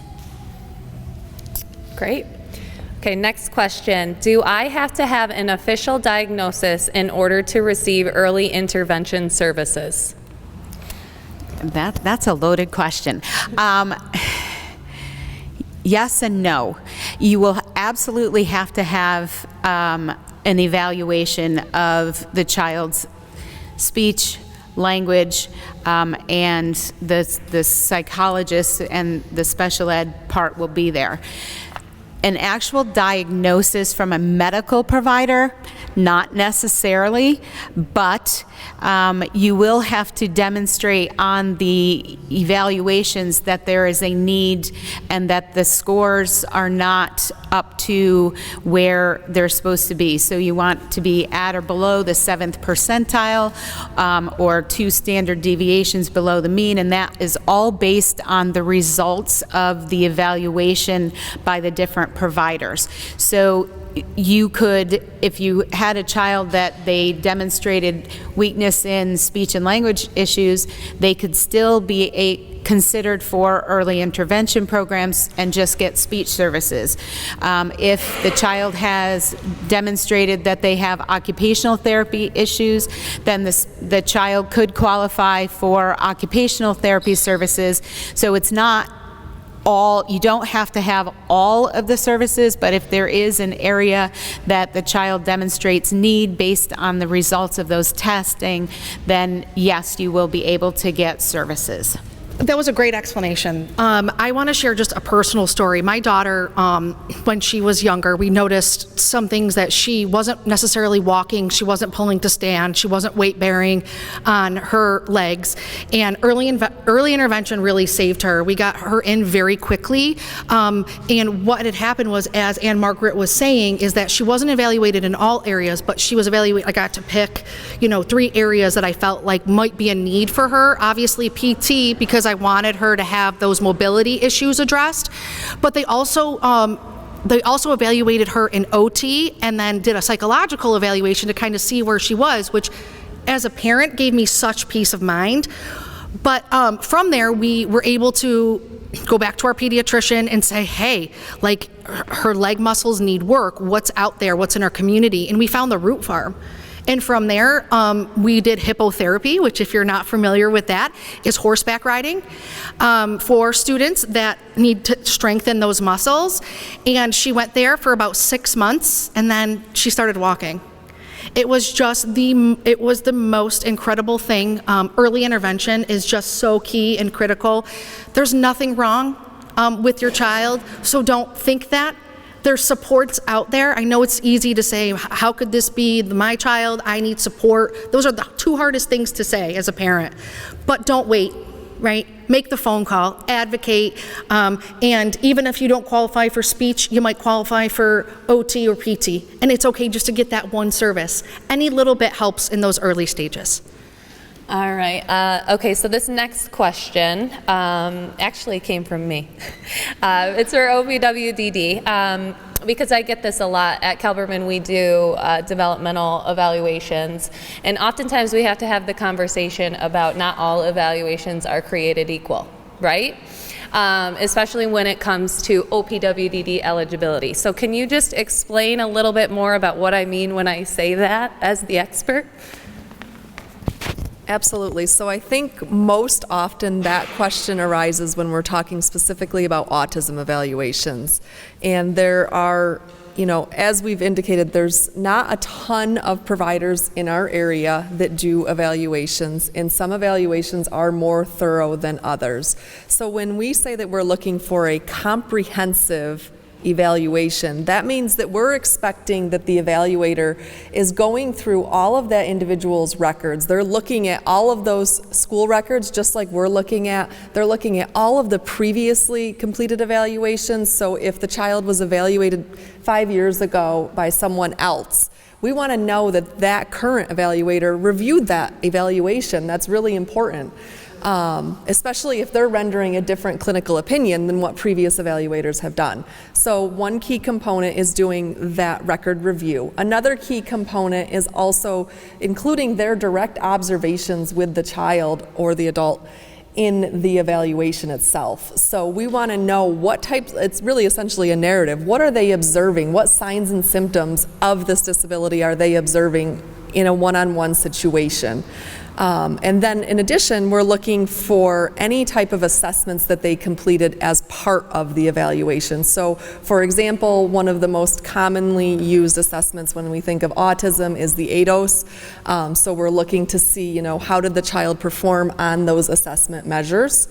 And then lastly, we want to know, how did they come to the diagnostic conclusion that they did? So what else did they consider? What did they rule out? What was their rationale for ruling out those other diagnoses? Because one thing that's really important that I didn't mention earlier is that we need to make sure that the deficits that that child is presenting with are actually attributable to that diagnosis. So for example, if a child is also perhaps maybe they're evaluated and they're diagnosed with ADHD, okay, so they're going to have their own set of shortcomings that are associated with ADHD, but unfortunately ADHD is not a qualifying diagnosis for OPWDD services. So we need to make sure that they're ruling in and ruling out and providing an explanation for the diagnosis that they're making. I think you just did this one, right? Okay. So does the special education and early intervention intake encourage families to apply for Social Security disability and accept Social Security disability approval as eligibility for special education services? You, as a school district, Ellen, and feel free to correct me if I'm wrong, but they don't rely on Social Security at all. Once your student has that, they're entitled to those services once they're in school. That Medicaid piece that's what the important piece is for your students, because that's what's going to get them access to those OPWDD services, whether it's out in the community or at home. But Social Security is not impacted by that. As far as conversations that are being had, I think a lot of times we do try to bridge that gap. Like I said, when I'm in schools talking to families, I think the biggest concern is that, what do I do when my student graduates? And if we don't have a solid plan in place, especially if your student has higher needs and might require a residential placement, say, as they age, right? Or they might require some sort of rehabilitation setting where maybe they're not going into the world of work, maybe they're going to another specialized setting where they're working on daily living skills, life skills, and things like that. Those services require Medicaid. So it's knowing the difference and having those conversations, which CSE chairs are open to, and if they don't know the information, they know where to get it from or who to talk to, and we're building resources as we sit here today. So having those conversations is important. Great. And I think we have one last one. What do I do if the school district isn't following my child's IEP because they're short-staffed and don't have people available to provide his services? Going back to what I said before, you know, it is a team effort, and at some point as a parent you do have to understand and really believe that the school district really does want what's best, and they are trying. The short staffing issue is a real nightmare for all of us as providers, as a speech pathologist, knowing that the shortage of speech pathologists is so critical, and there's really nothing that I can do about it, and as one person I can only do so much. And the same thing happens with the school district. They really do try. I have sat in countless number of CSE meetings, and in California, when I was in California, in Middletown City School District, when I was in Middletown, and in Ballston Spa, in all of them, the people who are working in that field and want to work with your child really are invested, and it's not an easy conversation to have, but I do know as a parent you want that child to have what they need, and maybe if they can't, then maybe you take it upon yourself to try and find an outside agency that could. Or I know that I have talked to some parents and say Rome Hospital has an outpatient clinic. Faxon St. Luke's has an outpatient, which is not Faxon St. Luke's anymore, but they do have an outpatient clinic that, you know, you could hire them or take your child to them to get that service. So really work together and know that deep down, nobody wants to have that conversation. Not one CSE chairperson wants to say, I'm really sorry, this is what the child needs, but we can't provide it. Now, the legalities of it versus like what is on the IEP, there are legal ramifications because those documents are legally binding documents and they need to be able to provide that. So again, it's discussion, discourse, and trying to figure out a common solution, and it's not easy, and these are really difficult, challenging areas, and trying to hire somebody. And again, if you're going to hire somebody, you don't just want a warm body. You know, you want somebody who's qualified to do that. So again, there's a lot of trade-off, and there's a lot of issues regarding that. This may also be the bridge work to shared services with other school districts. Yeah. So the school may just, BOCES and the school district itself may not have the resources available, and this may be the bridge conversation with everyone collectively, where you then start exploring shared services with another school district, school system. They have an obligation to bus that child from one school district to another if they do not have the resources available. My wife is a bus driver by profession with our school district, formerly a dispatcher, but I can tell you confidently with 100% certainty that the school has an obligation to you because you are a taxpayer within that system, although that seems kind of weird and contorted. They have to provide you the service, and if they can't, they have to come to the table and have the discussion with you on what the best next option is. And it could be busing the student to another school system where it's capable. Rome City School District has within inside the city a school specifically for individuals with visual impairment and hearing impairments, right? There are buses coming from across the state of New York that bring students there and house them during the school week because no other school district around has resources for those individuals.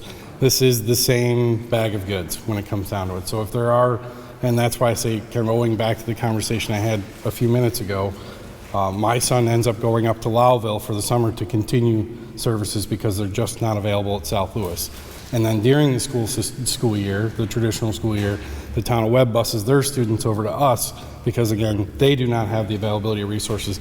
That school district itself is a fraction of the size of the next closest smallest one. So when it comes down to it, it's just not reasonable or practical to expect that school system to have that available. So they make the forward step to partner with our school district to provide those services. So that may be the avenue or bridge, but owing to the conversation collectively with everybody, working as a team to come to a middle sometimes means having the difficult conversations.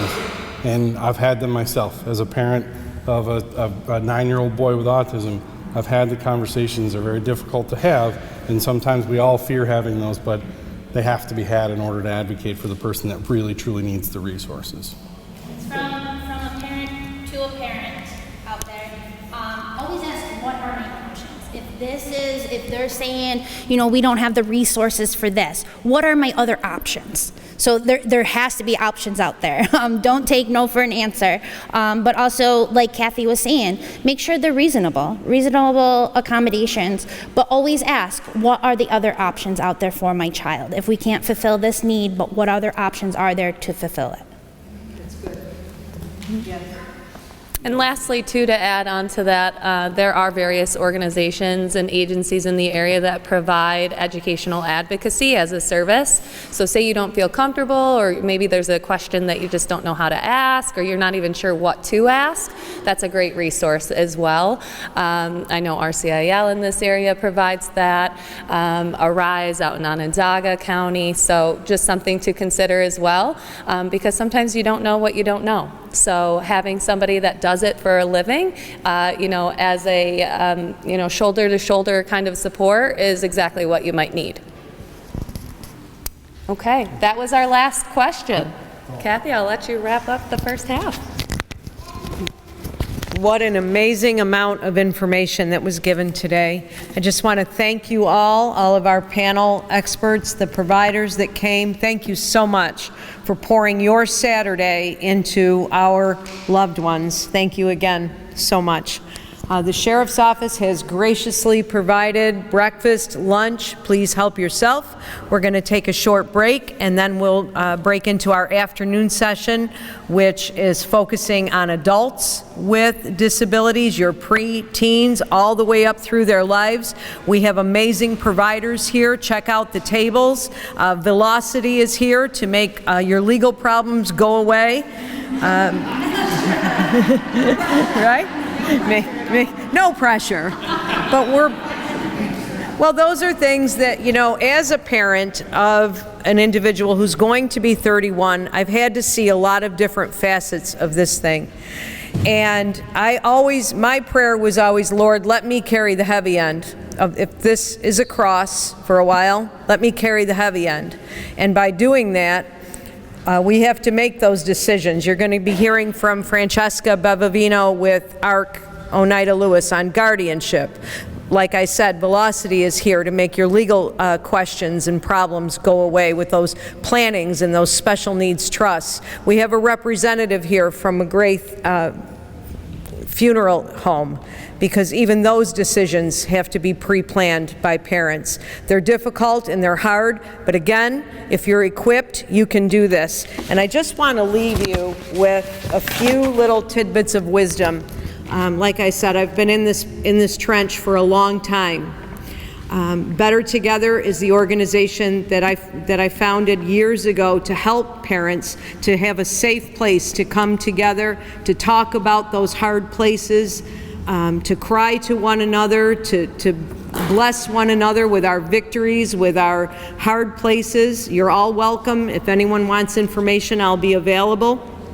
But just to leave you with this, push through those hard days, those seasons and cycles.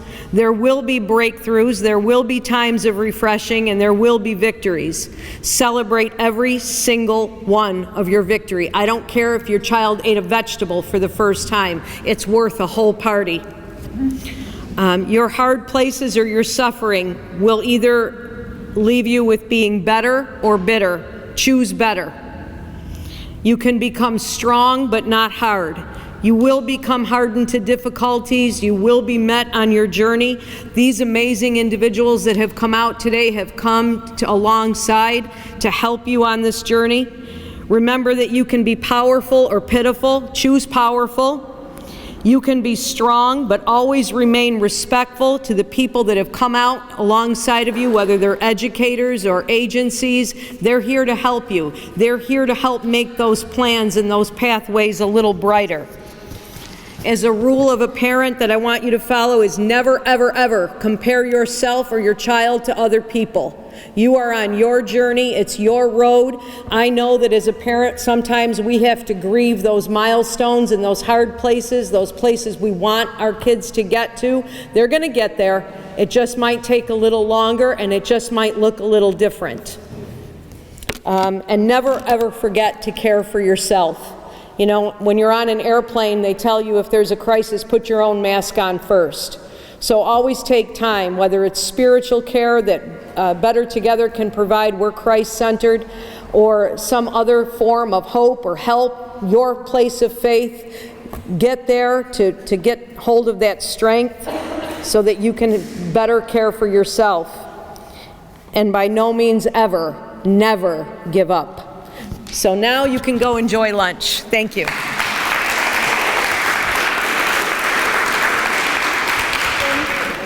We have a lot of great speakers. We have 3 great speakers lined up.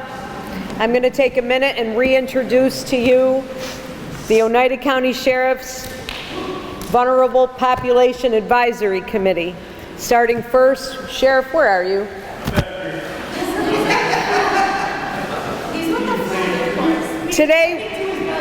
Today would not have been possible without the Oneida County Sheriff, Rob Mashel. He has courageously and all by himself really took this population on and adopted us. He counted the population with disabilities as important, as valuable, and wanted to see better outcomes. He's taken initiatives in first responder trainings. He's helped me organize listening and learning when we spoke to elected officials on both sides, because disability is not political. Disability is purple. We all come together. We all want the same thing. So I just want to take a minute and honor and thank and be thankful to Sheriff Mashel. If you look around in other counties, the sheriffs are not taking the initiatives and the time and spending resources and manpower to come and to do things like that. So Sheriff, thank you again.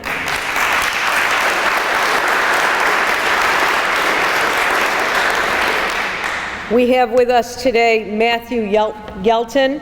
He's a clinical supervisor for Mercy Flight. He's a helicopter EMT. My son would just love that. He's also the founder of Learning the Language of Our Biggest Fans. He does first responder trainings throughout New York State. But as I said earlier, and I'll say again, his greatest accomplishment is being a husband and a father of Garrett, a darling little boy with autism. So thank you, Matthew. We have Bethany Wendt. She's the Director of Relations for Kelberman. Kelberman is our area's largest autism service provider.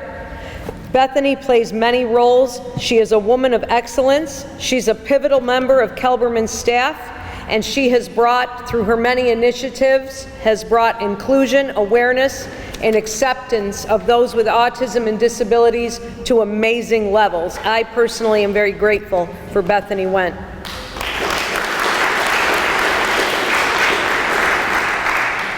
We have parent advocate and behavioral specialist Kimberly Karsick. She's with Madison, Oneida, BOCES. She has spent over 20 years in the field as a behavior specialist and done various things in social work. She's a mother of an amazing little boy named Brody who was diagnosed on the spectrum. And Kimberly also comes with a special role as a sibling of an individual who passed away but lived his life with cerebral palsy. So we're grateful to have Kimberly here and her young blood fight. For an older parent like myself, it's wonderful to see some of the young blood come and really take hold and want to run with this. So thank you.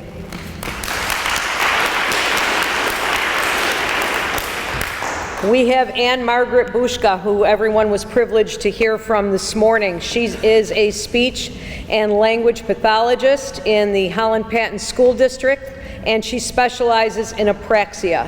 Apraxia is the brain-body disconnect that is prevalent in many individuals with autism. Too many times, these beautiful individuals have been dismissed as incompetent or not able, but they're there.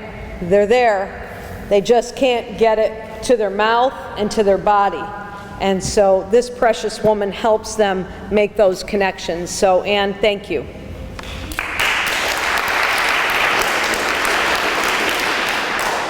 This next woman makes me cry because she comes out to fight for other people's kids while she raises her own son, Don. He's just an amazing young man, and I'm proud to know you. She's an outreach coordinator with Life Plan, Carlene Simo.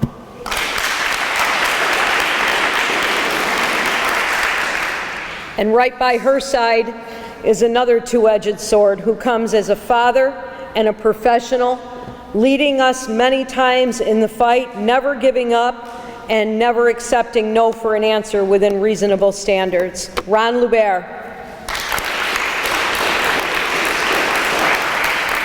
One of our keynote speakers this afternoon from the ARC, Oneida Lewis. She is a guardianship coordinator. She's the one who takes you by the hand or the scruff of your neck, whatever's needed, and gets you through those things called guardianship when you need to make very important decisions regarding your loved one. I can't stress to you the importance, parents, of establishing guardianship when your children hit those teenage years. Because New York State and any state will look at your child no matter how long the diagnosis, no matter what level they may appear to be functioning at 18 they're an adult.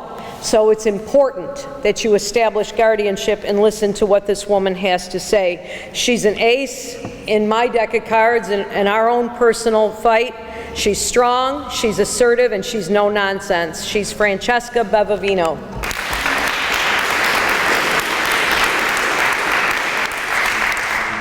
Today, again, you will be privileged to hear from OPWDD.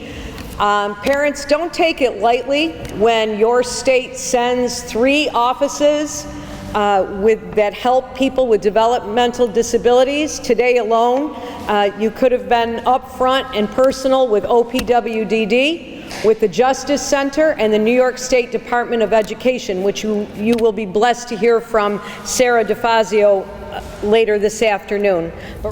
And for the second time, you're fine. For the second time today, I'm so pleased to have you. You're dynamic and wonderful. And I wish my son had you years ago, like many of you. Sara DeFazio is a master's in education. She's a transition specialist with New York State Education Department with the Office of Special Education, Educational Partnership. Education. So this morning I talked a lot about what it looks like when you're in school and when you should be planning for your future. So now I'm going to talk to you about some additional supports and services that are out there while your child is currently in school, and then when they're getting ready to graduate and leave school, what could be available to them. We call it post-secondary planning, so after high school. So oftentimes when you have a student that is 14 turning 15, that's the key age in New York State, that kids start planning for their future. Their individualized education program has to include those components that are related to transition, and we get that information from our transition assessments. Our transition assessments look at various areas, including areas of employment, independent living, and then in some cases we have students that are going on to that post-secondary education, whether it's a vocational school or college or some sort of additional on-the-job training that they'll need. We're looking at all of these areas when we're considering that post-secondary area for students. So let's talk about some adult services. Our friends at OPWDD did a great job talking about what supports and services they can offer, and I'm going to piggyback off of that a little bit. But first I want to start by telling you the difference between entitlement and eligibility. So up until your students are of 22 years old, they're eligible to receive that free, appropriate public education, which means they can be housed in your school district and receive their education.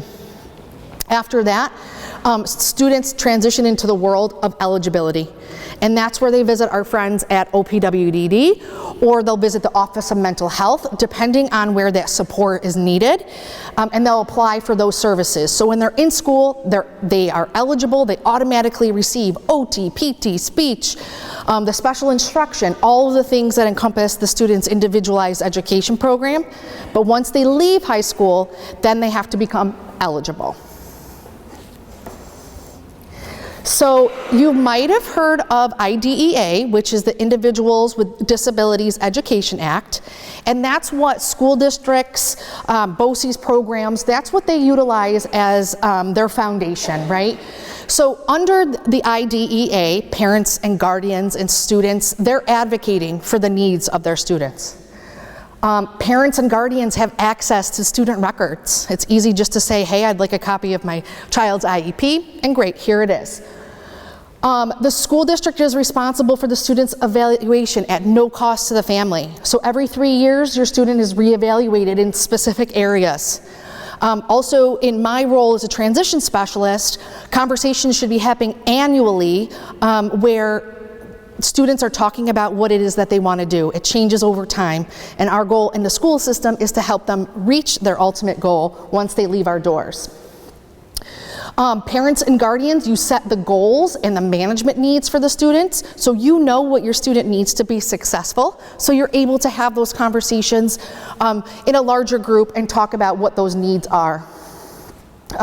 When your student is in high school, they can have a specific grading or curriculum to help meet those needs. Teachers can modify that to help and ensure that they're getting the same education as their peers, but just at a different level of instruction. Obviously, we talked about those related services, so that counseling, OT, PT, speech services are provided.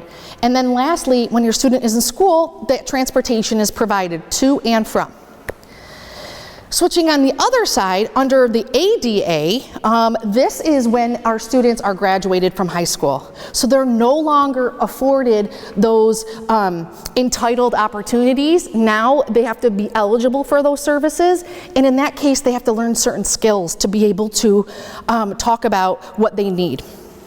So that includes self-identify themselves, to self-advocate. And I used an example this morning of a student that may be in high school that might need a little extra time to complete a task. Having them be able to say, hey, I struggle a little bit and I need 5 extra minutes to be able to do this. I'll get it done, but I just need 5 minutes. Or to be able to say, hey, I have ADHD and I forgot to take my medication today. Anything like that to be able to support them in the world of work or in their post-secondary avenue. This next one's a big one, and I know that Francesca is going to hit on that when she talks later on this afternoon. But young adults have the sole access to their records unless consent is given. So that means you can't pick up the phone and call the doctor's office and get your child's records. And you think, well, that's crazy. My child is, you know, it's my child, they have a disability, I need to support them, right? So having those conversations and walking students through how to make those phone calls. Sometimes we lose sight of that they are going to be responsible to be doing those things. Adults must organize and structure their own time. I had a great conversation at lunchtime with Kathy about this wonderful program that she's starting up for students, or young adults, I should say, not even students, young adults, right? They're responsible for whether they're going to go to work, whether they are going to go to school, or whether they're going to volunteer. And in some cases, if you're familiar with the self-direction program, they get to kind of pick and choose where they're going to spend their time in the community, and they're going to have a worker to support that. And I've heard about this wonderful space that will hopefully be coming to fruition soon for young adults to be able to do that, to be able to come together, spend their time together, and enjoy that recreation piece. Right on the second floor of this building. Yeah. The Together Center to serve adults. Yeah. Developmental disabilities and autism. The Gagne family is a major contributor to that as well. Good. I love that. And then you'll see here that it is the responsibility of the young adult when they want to be enrolled in any sort of additional supports or service or recreational type activity, they have to make that initial contact. And then lastly, transportation. That becomes the sole responsibility of the young adult. So if they don't have a driver's license and they have a job and they still have to get there, maybe some of those skills we could be working on in school is reading a bus schedule, figuring out how to contact services that offer some sort of transportation to and from jobs. Can they walk? Do they know how to get there? Do they know how to use a Google map to figure out where they have to go? So a lot of these things we can work on in school, so that way when they leave, they're ready and they know what they have to do. Thanks, Beth. So I'm going to give a 10,000-foot view, I call it, of some state agencies that are out there for students. You might have heard of some of them. You might not have heard of some of them. I'm hopefully here just to give you just enough information that if you want more, I can point you in the right direction. So the first agency up here, you might have heard of Access VR. And what does Access VR stand for? It's Adult Career and Continuing Education Services, Vocational Rehabilitation. I'm going to get into each one of these separately. The next one is the New York State Commission for the Blind. And Margaret was talking this morning about some of the needs our students have, and a lot of students need those additional supports through the Commission for the Blind. And we're lucky to have CAB-V also right here in our community. OPWDD, which lovely ladies are here today. And then we also work with the Office of Mental Health. I know we have support from ICANN here today as well, who can support students that are on the other side of things and may need some more behavioral supports. We're going to refer to some community-based organizations. So some of these things are called ILCs. Again, acronyms are crazy, so it's the Independent Living Center. And these provide a variety of resources and services to individuals with disabilities. So this can include any type of skills training, resources, transportation, employment, you name it, and they have that available. And then we've got the New York State Career Centers. So this helps individuals by seeking employment. They offer workshops, they offer career fairs, and things to get people exposed to what's available in their community, as well as that career counseling, which is huge. So, which agencies are right for my student? So we should be thinking about some of the needs and concerns of your student, and you'll see listed up there, really starting to prioritize. Is it that I want my student to have a job when they leave high school? Do I want them to spend more time in recreation activities or leisure activities? Do I want them to know how to navigate public transportation? Financial income piece, the advocacy, legal guardianship is another one. And we really want to prioritize those needs. And based on where your loved one lands, we'll point you in the right direction for what agency would be able to support those needs. Now we're going to kind of break down each agency, again, from a very high level view. I think the first one up there is Access VR. Oh, sorry, Beth, made a duplicate. Yeah, okay, so we talked about Access VR. The great thing about Access VR is that if you have a student that is currently in school, starting at age 14, they can obtain Access VR services right in school. Most school districts have a representative that comes in, works with that student, and will often come to the Committee of Special Education meetings to report on the skills, the things that the student is working on through Access VR. So, what is the point of Access VR? There's a lot of things that they do. They focus on job skills that a student may need for a specific career choice. They focus on any sort of transition services that a student would need to go from school to a job.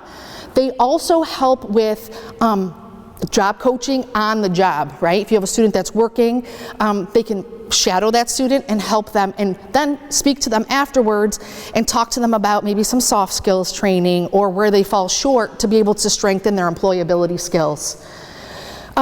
In the near future, I think we're going to hear a lot more about what's called pre-ETS. And that's listed up here, pre-employment transition services. Beth, do you mind going to the next slide, please? Thank you. So this morning I talked about the Blue Ribbon Commission and some changes that are going to be coming up with the graduation requirements for all students, not just students with disabilities. And I think pre-ETS is going to have a heavy focus for our students with disabilities because we want to get those students ready and prepared for the world of work, whether that's part-time, full-time, gainfully employed, or volunteer work. We want to ensure that our students have those skills to be successful. So mark my words, I think we're going to hear a lot about this. And what we are doing here is, again, working with students aged 14 to 21. And it gets a little hairy. So remember, I'm giving you the 10,000-foot view. They refer to students as potentially eligible or eligible. In the potentially eligible stage, you might be working on some skills, skill-based stuff. And then on the eligible phase, you might be working on the job, getting on the job training, and learning everything there is to know. So there is a difference between the two, but you'll work with your Access VR point person and they'll get you in the right direction of where you need to go. Okay, Beth, I'm ready. So here's the 5 stages of pre-ETS. So again, as you see the changes coming down, we're gonna see a lot more job exploration counseling for our students. You're gonna see a lot of WBL is work-based learning. So that's getting them out in the community and actually learning hands-on on a job. Sometimes that happens right in school. Schools sometimes have a school store. Students can work there and get experience in whether it's handling tokens or money or tickets or however that works. If they're an announcer at a sporting event, you know, that counts towards work-based learning hours.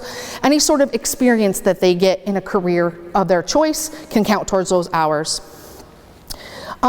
There's also counseling on opportunities for enrollment in post-secondary education. So if you have students with disabilities that are looking to go to college, what does that look like? It walks them through that process of, we talked about the eligibility process. So when they go to college, they don't go with an IEP, right? They're not coming with something to college to say, hey, I need all these accommodations, because that IEP is no longer in effect. So what we have to do is we have to talk to our students, come up with a plan. When they leave school, they get an exit summary that they could potentially bring to a college and say, hey, this is what I needed in high school. Do you offer that service here in college? And really work with them to ensure that, again, their needs are getting met and they're able to be successful. Workplace readiness training. So again, teaching things from proper hygiene to dress for specific jobs to even things like problem-solving skills, that when you're working in a group of people, you have to be able to communicate. You have to be able to have tough conversations and problem-solve right on the spot. So working on those skills, and then instruction and self-advocacy. Again, that's a huge piece. Students be able to speak up for themselves and say, hey, I need this accommodation, or I need this support on the job. Thank you. I'm not going to go crazy into the eligible versus potentially eligible, only because it can get a little convoluted and I want you to have that big picture. Sorry, Beth, I don't want, sorry. Oh, that's it? Okay, keep going. I'm gonna skip over this stuff. Okay, you can go back, actually one slide. So what do you have to do to enroll in Access VR? So again, this is a conversation that you're having at the table when you're at that Committee of Special Education. This is happening in school. You're talking to the Committee of Special Education chairperson, and you're asking them, tell me about Access VR. Who's this district's representative? And then they're going to reach out and work on the paperwork aspect. You would complete an application, a release to share information, and then lastly, we want documentation of a disability. And then from there, what they would do is have further conversation to see where that student falls in the array of supports and services underneath Access VR. Thank you. I talked a little bit about competitive and integrated employment. So you'll see that top bullet there talks about federal legislation and regulation. So our job is really to provide students with information about their choice of work, whether they want to go and have competitive work, say in a grocery store, or if they want to be a lawyer, or they have the same opportunities as everybody else in a competitive work environment. And they have to pay at least minimum wage, right? So we want to make sure we're giving students the opportunity. So the second bullet is important. Historically, people with disabilities have not been provided enough information or opportunities to make an informed choice between a job that pays at least minimum wage and one that pays less than minimum wage. So that's a big thing, and I think coming in with big expectations for our students and telling them that they're capable of doing big things, they can go out and do those big things. So that's important. Commission for the Blind. So they provide vocational rehab services for people that are legally blind. This includes children, adults, and the elderly. And what they want to do, their ultimate goal, is to increase employability for folks that are legally blind. They also provide consultations, meaning they're having conversations with school districts in terms of making sure that students that are considered legally blind also have those same opportunities, that they know what's available to them, and then the supports they need to be successful in that specific work environment. You might see that the Commission for the Blind would attend CSE meetings, which is your Committee of Special Education, to provide additional supports and services to those students. Thank you. So on this slide, we're talking about the potential services. So you'll see there's social casework services, summer employment, work experiences. You see that PREET's mentioned in there to make sure that we're getting them ready for that world of work. Orientation and mobility training is huge. Getting students out into the community and navigating using a crosswalk, or just being aware of what is in their community. OPWDD, this I feel like you ladies did a great job. And again, this is a service that you have to apply for. Don't be afraid if you're in the school system to have conversations around the table about OPWDD supports and services. Your CSE chair should be able to help navigate and point you in the right direction to the front door if this is something that your student is eligible for. And I can't stress it enough, the earlier the better, right? Because sometimes that Medicaid approval is what takes the longest, and sometimes students get caught up in that, and then it becomes too late when you have a 17-year-old that's graduating and you have nowhere for them to go or nothing for them to do because what they could qualify for was through Medicaid. So it can be a waiting process. Thank you. Front door session, our lovely ladies hit on the front door session with OPWDD and obtaining eligibility. I feel like, again, can't stress that enough. Get in touch, even if it's just a simple question to see, what the process is. They're very supportive and will help you through that. Perfect. So here's some examples, and I know our OPWDD friends covered this, but self-direction is a big thing, right? Self-direction involves the person that's receiving the services and allows them to dictate how they manage those services. So the family and the individual can hire and pay their own staff through a budget that they maintain. They can apply for and utilize many memberships within the community. So whether that's a zoo membership, a museum membership, a gym membership, which can be really helpful for some people. There's employment services also offered through agencies. I know in our area we've got the ARC that provides a lot of employment services. RCIL are great providers of employment services. This could be on-the-job coaching, one-on-one support as an individual goes out into the community. We have day services, so maybe that student that's not ready to go to college, that is not interested in going to work, but would definitely meet the qualifications to go to a rehabilitation setting. And that's somewhere where they're going to work on skills like independent living or life skills, things that are going to, again, continue to prepare them to live as independently as possible. We've got family support services, and this is a bucket, I guess I would say, of money that individuals are have access to be able to apply for specific programs, services that support their disability, and they can be reimbursed for that service. Assistive technology, environmental modifications, so if you live in a home and you need a wheelchair ramp for your child to enter your home, you could talk to OPWDD about getting an environmental modification of your home. You need a wheelchair accessible shower, things that are going to help you live as independently as possible. Those are the conversations. And then lastly, medical and behavioral health services. They have resources to be able to support you for that. Whew. OMH is a lot, right? It's a lot of information, but good information. Our friends at ICANN are here, and what this focuses on obviously is that behavioral health piece. There are inpatient and outpatient programs, emergency services, there's MCAT, which is the Mobile Crisis Assessment Team that's available, and then we've got residential and family care programs under that Office of Mental Health umbrella. The biggest caveat that I want to mention is that unfortunately you can't qualify for OPWDD and the Office of Mental Health at the same time. You really have got to evaluate the person and see where their disability affects them, whether it's more of a mental health disability or if it's more of a intellectual developmental disability. Oh, thank you. So you see that OMH services children and adults. Adults is considered 18 and over in the OMH world. And you'll see here on the adult side that we're talking about deficits in relation to a mental health diagnosis. So whether that person's struggling with self-care, activities of daily living, independent living skills, any sort of change which is tough for them, and then also performance in the work setting, which is huge. Thank you.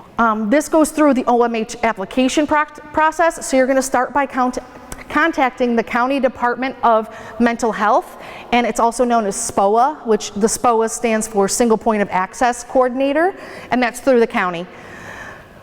You would be directly connected to your program of interest, and they'll provide you what is available, and then you'll request a referral with your existing mental health provider, doctor, CSC chairs, what have you, wherever that person lies in their world of work or school. OMH also offers community-based services here, and then also inpatient services, a psychiatric inpatient hospital, 24 hours a day, as needed and obviously specific to each individual person. Thank you, Beth. You're crushing it. You see there's residential services and telehealth services for child psychiatry. They provide lower cost to families when they have to travel for appointments and make sure that they're helping with those child care expenses or missed school or work days as it's needed for that family member. Woohoo, almost there. All right, now we're going to talk a little bit about those community-based organizations, which are those independent living centers. So they're also known as ILCs, and you'll hear it in RCIL, right? It has the ILC in there. And what they do is they provide an array of services across New York State, so students and young adults can lead a self-directed life. So that means that they have a say in what it is that they're doing and where they go. These usually are private or non-for-profit organizations governed by a majority of people with disabilities. So again, RCIL would be considered one of those. So you'll see that there's some core services provided. You've got peer counseling, independent living skills training, information and referral services, and then individual and systems advocacy. So all of these things are really essential to students and adults being able to self-advocate for themselves. There also is additional supports for families. If you are not familiar with the Parent to Parent of New York State, I can't stress that enough. They are an amazing organization made up of individual family members and provide a lot of trainings to people in the community and provide a lot of trainings to school professionals and families. And obviously they're all throughout New York State. So if you put in even just Google parent to parent New York State, you'll get a list of like the demographics and who's covering what area, and they are a phenomenal resource. Can't stress that enough. And then we've got Families Together in New York State that also provide the advocacy, the referral support, training and education, and public awareness, which I think this committee here is doing a fantastic job of getting that public awareness out there. Getting people to ask questions. Career One Stop and American Job Centers. I had a question of where people can find transition assessments, and we often utilize Career One Stop and the American Job Centers. They have a phenomenal website that allows people to do career exploration activities so students can be exposed to and know what's out there in the world of work. They also work with the vocational rehab centers to ensure that, again, we're providing services to those students that are getting ready to enter the world of work. We hit on this a little bit too, college disability services. Again, the IEP does not travel with your student to college, so it's their responsibility to advocate on the college campus what their needs may be in a specific area. So really ensuring that students are meeting with that disability office as early as possible so they're not automatically behind once they start school and realize that, oh man, I have to read 4 chapters this week. How am I going to do that? So we talked a little bit about the differences, just as a recap, right? IEDA, the Individuals with Disability Act, is for high school, and that's where students are entitled to those services. They can get them all in the school district. On the other side of that, we have the ADA, which is the college supports and services that can be provided, and students have to be eligible for those. So reasonable accommodations in college, you have to work with that disability services office on campus during the time of registration and ensuring that you have the documentation to support your student. So what does that mean? When you leave high school, your student's going to get an exit summary, and that exit summary supplies what that student has worked on for the last year in school. Where are their needs? Where do they need additional support? And the goal of that exit summary is for the student to essentially use it as a resume or as a support when they're going to the disability office to apply for services. That they can say, hey, here's what I got in high school. Any support or services that you can help me with would greatly be appreciated. What are some accommodations when we're talking about college? Some great examples up here, computer software programs, extended time, seating arrangements, a lot of the same things you would see in your accommodations section if you had an individualized education program, but at the college level. Thanks, Beth, and I'll save my questions. But if you have questions, think about them, and I'm happy to answer what I can for you. Thank you.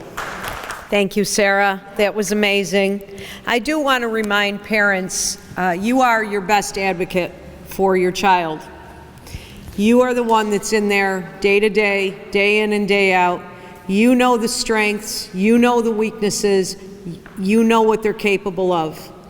So it's up to you to get with these agencies and the state offices to find out exactly what's available and how to best serve your child, both now and all through their life. But you are their best resource. And I know it takes a lot of hard work and determination on our parts, but we have to do the heavy end and the heavy lifting so that our kids can live the best lives ever. And with that, I'm going to give you Francesca Bevivino. She is Guardian and Outreach Coordinator with the ARC Oneida Lewis. So as Kathy said, and Kathy was the one who introduced me to this committee, and I appreciate it greatly. Thank you, Kathy. So I am the Guardianship and Outreach Coordinator for the ARC of Oneida Lewis, and in that role I perform many functions. One being I assist with eligibility. OPWDD front door will refer someone to my attention, and I assist with that process of gathering all the necessary documentation that they need to make their eligibility review and approval. Then the next thing I assist with is future planning, which is assisting families with transitioning from school to adulthood and whatever that picture looks like for that family, whether it's assisting with finding programs that the ARC or RCIL or UCP or Catholic Charities might have. I will assist you with connecting with that, as well as planning for the future. And that's where life becomes a business. And you need to remove the emotion-ish, take it out of that picture, and just think of it as you're doing strategic planning for your loved one. Whatever that looks like, from opening up a special needs trust, which I work very closely with NYSARC Trust Services. They're an all-encompassing agency that's been around for 45 years, if I remember correctly. So what they are is they provide education and on everything trusts, any kind of special accounts like an ABLE account or things of that nature. They will educate you on all of that. If you want to, you can also go with them to open it up, have it managed by them, have them distribute the funds necessary if you'd wish, as well as naming beneficiaries and executives of that trust. And you and I can also open up a trust with them. It's not just for individuals with developmental or intellectual disabilities. And then also I assist families with connecting with funeral homes so that you're planning for that inevitable end, which will be planning for their funeral. And McGrath, I work with Campbell in Oneida County, Oneida, New York. They're great. They will walk you through the whole process. So that is the business end.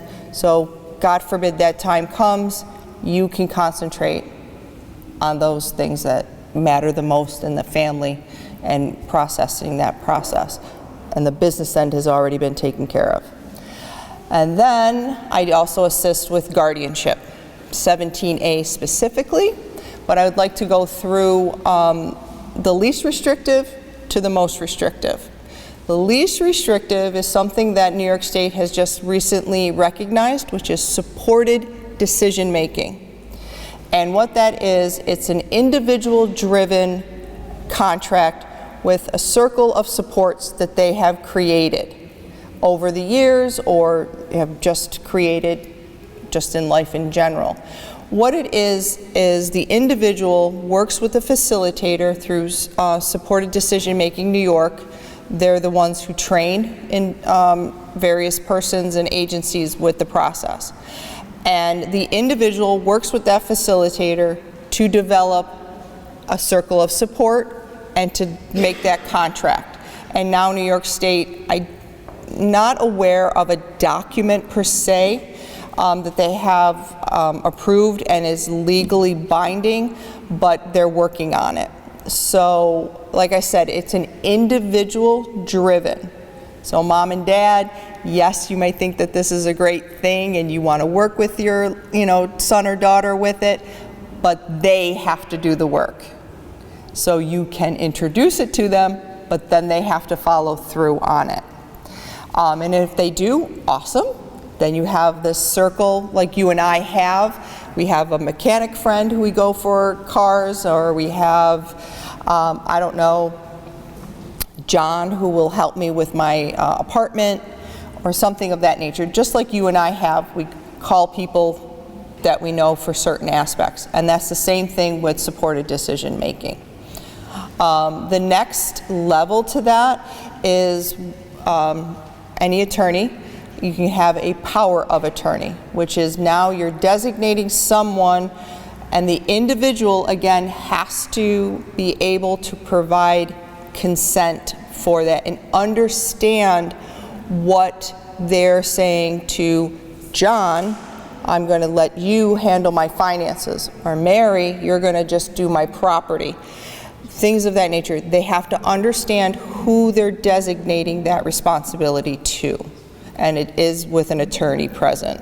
and notary and all that kind of good stuff. But then again, I'm not the be and end all. I'm not an attorney, so I don't know all the ins and outs of that. The next thing is if they do have that capability, then you can do the healthcare proxy, sign all the HIPAA forms to allow you to continue. Because when they become 18, like you and I, even though we still lived with mom and dad and we still relied on mom and dad for a lot of stuff, under the law, they are an adult. This area is awesome in the sense that the doctors and providers will still look to you, even though they are 18, and get your guidance and your approval, but they don't have to. And the worst time is when an individual has a mental health crisis and they end up in the ER, and let's say they have to be on a 72-hour hold in the psych unit. The psych unit is very rigid, and they can cut you off at the door. So if you don't have something in place of a power of attorney or a guardianship, you're done. They can tell you, oh, they're doing well, oh, this is their discharge date, but they don't have to give you any other information. So I always hate to get those phone calls, you know, that they cut me off and now what do I do? So you have to keep that in mind when going through. And you can start the process before they turn 18. So 6 months beforehand, you can start figuring out what is the best option for you. So the most restrictive is through surrogate's court, and it's 17A guardianship, which is specifically designed for an individual with developmental or intellectual disability. Like I said, it does go through surrogate's court, and I help you from start to finish. I gather all the documents and all the information that the court requires. The petition does require 2 medical affidavits. One has to go through your primary care physician, and now what I have been finding in the 4 counties that I work with, I hope this doesn't go anywhere else, but I kind of do side work in a Herkimer and Madison. Shh. Technically, my contract only includes Oneida and Lewis, but I do help, as well as help other people in other counties. Hi, Steve. So the medical affidavit, and now what I'm finding with the courts is that they're requiring psychologists to complete the other one, especially because of a lot of our individuals on the autism spectrum. And I understand mom and dad want to protect, but the courts now are finding that families who are going for guardianship, when someone does have the capability in a different way to advocate and consent for themselves. So that's why they're asking for the psychologist to complete that form. Anyone who you're naming as a guardian in the petition must go through a background check. And that background check includes 28 years of addresses, which go through the sex offender and child abuse registry. And if anyone that you want to name has a possible felony, they will not be considered. It does not matter if they've been clean and they haven't done anything in 20 years. It's that history that's a potential. And anyone that lives in the home with a guardian that is over the age of 18 also has to go through a background check, because it's anyone that individual whose guardian is being sought over is going to come interact with. So that's why they have to go through their own background check. Now, guardians under the court considers primary or the main person who is going to be making decisions in that person's life. 17A guardianship is not custody of an individual, because we cannot have custody of an adult unless you're in the Department of Corrections. That's a different story.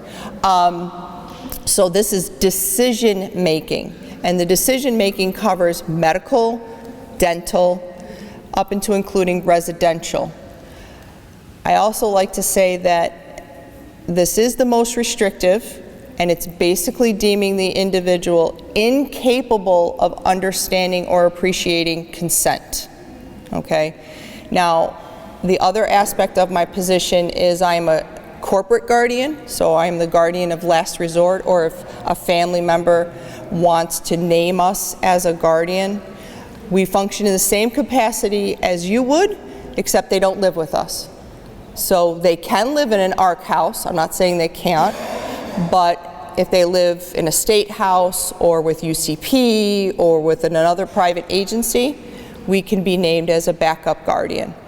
And when I say backup, that means we do not supersede your ability to make decisions. We're there to assist you with advocacy if necessary.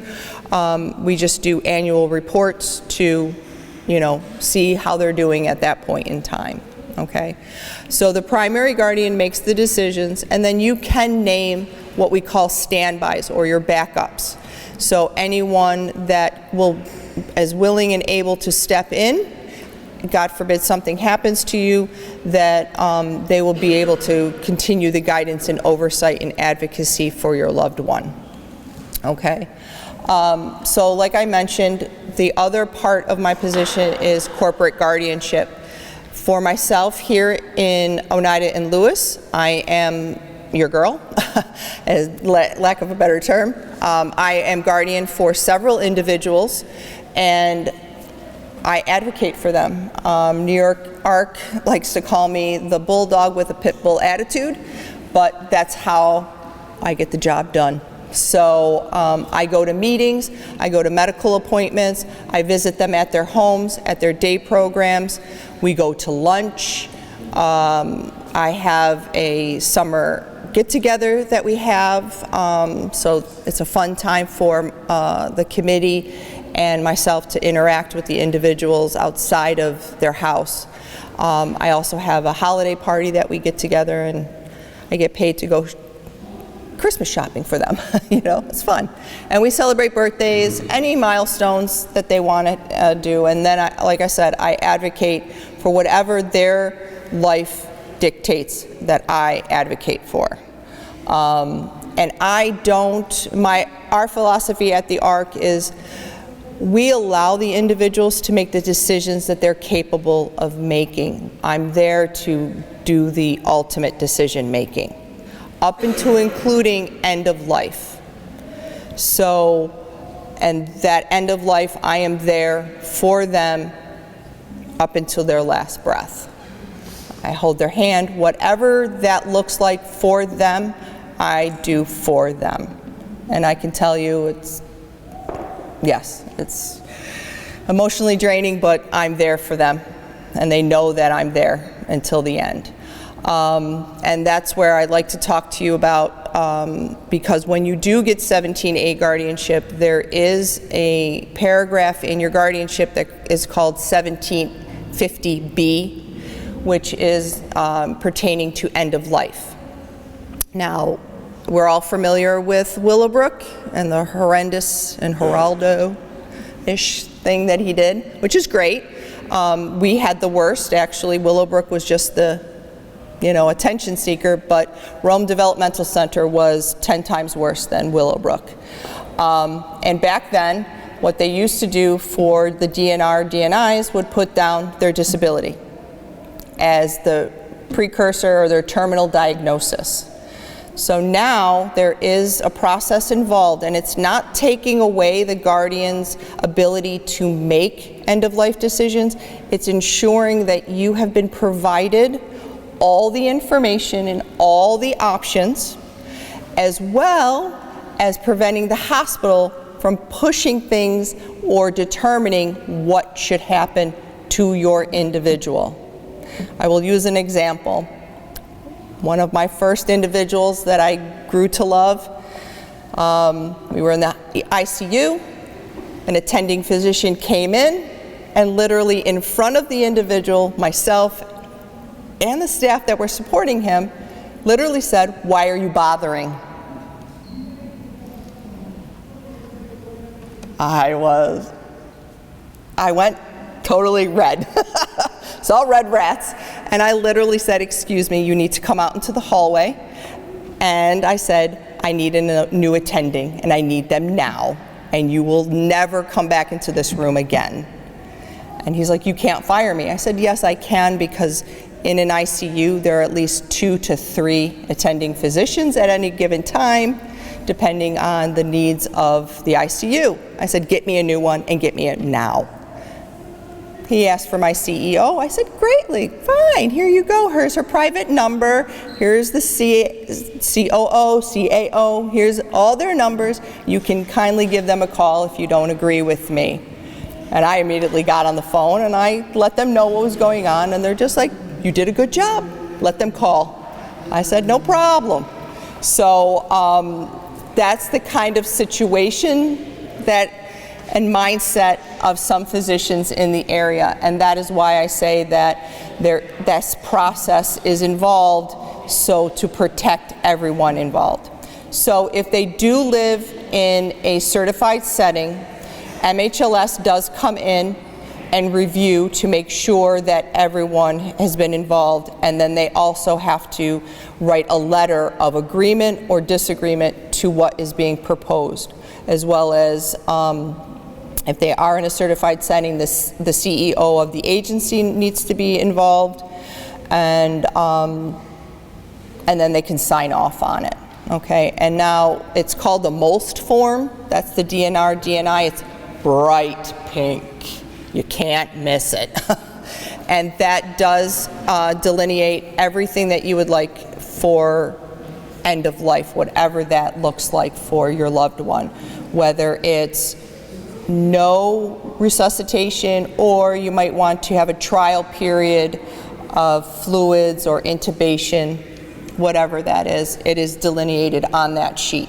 Now, you can have a DNR, DNI, if the individual has been given a terminal diagnosis outside of the hospital, and that does need to be reviewed every 3 to 6 months to ensure that it still remains viable for that individual. But again, it's not to take away your ability to make decisions, it's just to ensure that the individual is protected and something is not being put in place because a physician demands it or thinks it or needs to be a guinea pig for someone. Okay, and so that's basically it. Oh, the other thing I wanted to talk about is that the ARC does have various programs that are available to someone who has OPWDD eligibility. We have a children's program, Children in Community Services, from toddlers to 18, and we do have supported employment facility supports, and we do have day services as well as workshop type services as well, which is if an individual is kind of that in between of not needing day services, particularly learning skills, but they're not quite ready for community employment. We have workshops that they do what used to be called piecework. We have contracts with a variety of agencies that we will do. We do hand sanitizers for the state. We have this really cool Christmas gift that's probably going to come out. I'll tell you, it's a fishing pole that sticks to the back of your car. It's cool. I want one.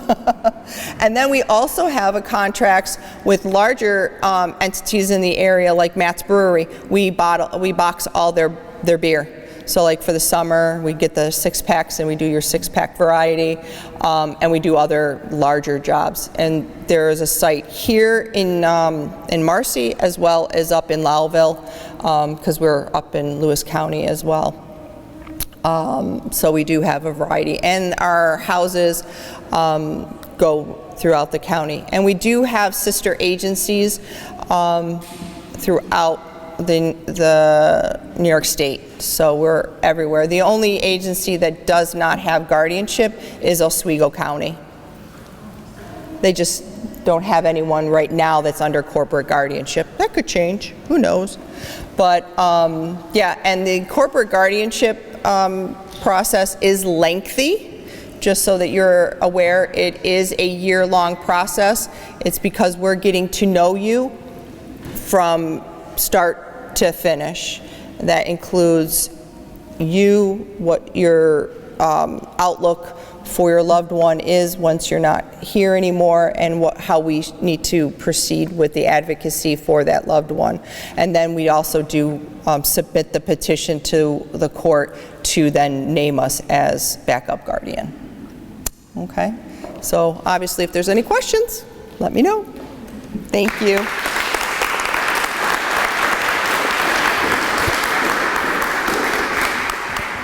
And that's why you need a warrior for those types of things when you come to the mid to almost the end of your journey. And right now I want to introduce to you a local attorney who has taken an initiative with his law firm, Velawcity, to help parents in the process of special needs planning. Thank you very much. Thank you, Kevin Barone. Hi, everyone. My name is Kevin Barone. I am a local attorney, but what I'm here to talk to you about today is a company that I co-founded in 2023. It's an online do-it-yourself estate planning company. Simply put, what we're trying to do is make estate planning affordable for everyone.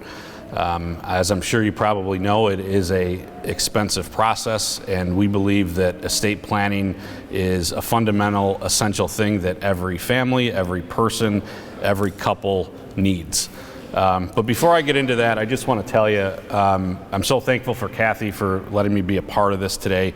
In listening to all of you this morning, this afternoon, I'm incredibly humbled to be a part of this, and really in awe of the services that are here and what you provide to the special needs community. It's something to be proud of. It's something to be in awe of. I from the bottom of my heart, I can't even believe, that these resources, how vast they are, and, to have a special needs child or a special needs adult and to be able to rely on these organizations and the state to help with that is something that it's pretty unbelievable.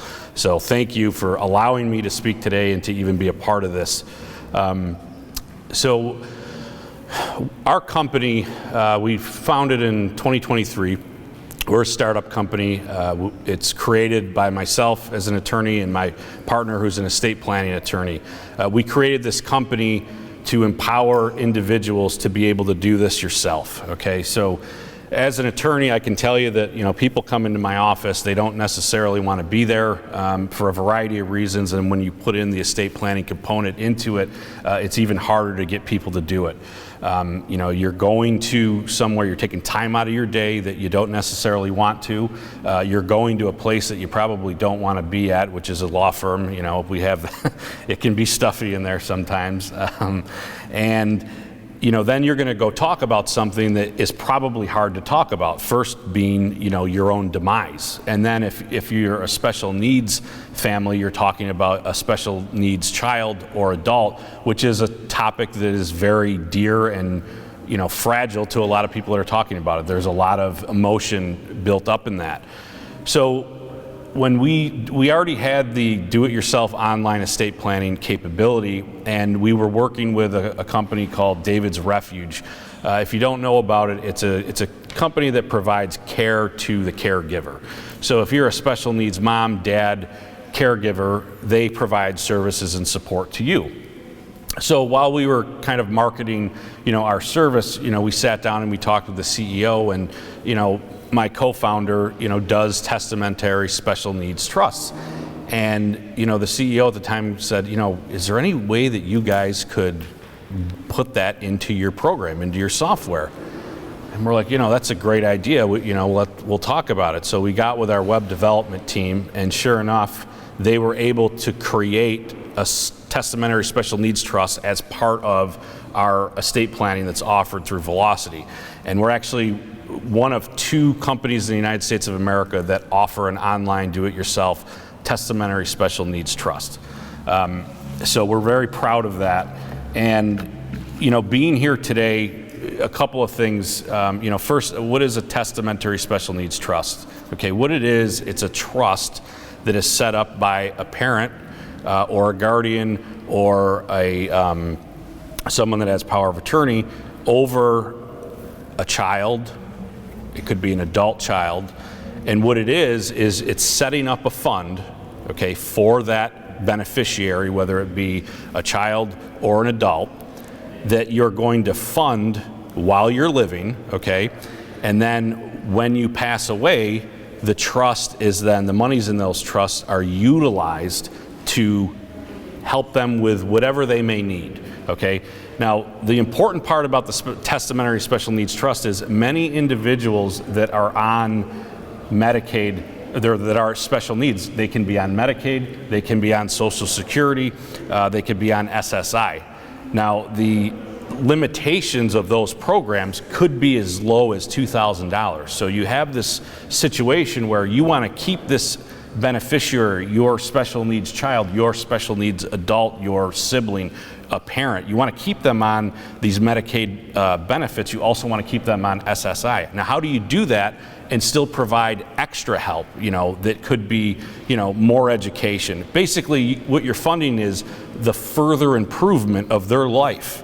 Now, but you don't want them to lose the existing benefits that you have. So that's where you set up that testamentary special needs trust. And again, it only comes into effect once you pass away. So for example, if I'm a parent with a special needs child, I could set that up right now, I could fund it right now, and then once I am, pass away or I'm dead, that money gets reserved and you empower a trustee to then manage it and distribute it accordingly to the special needs individual.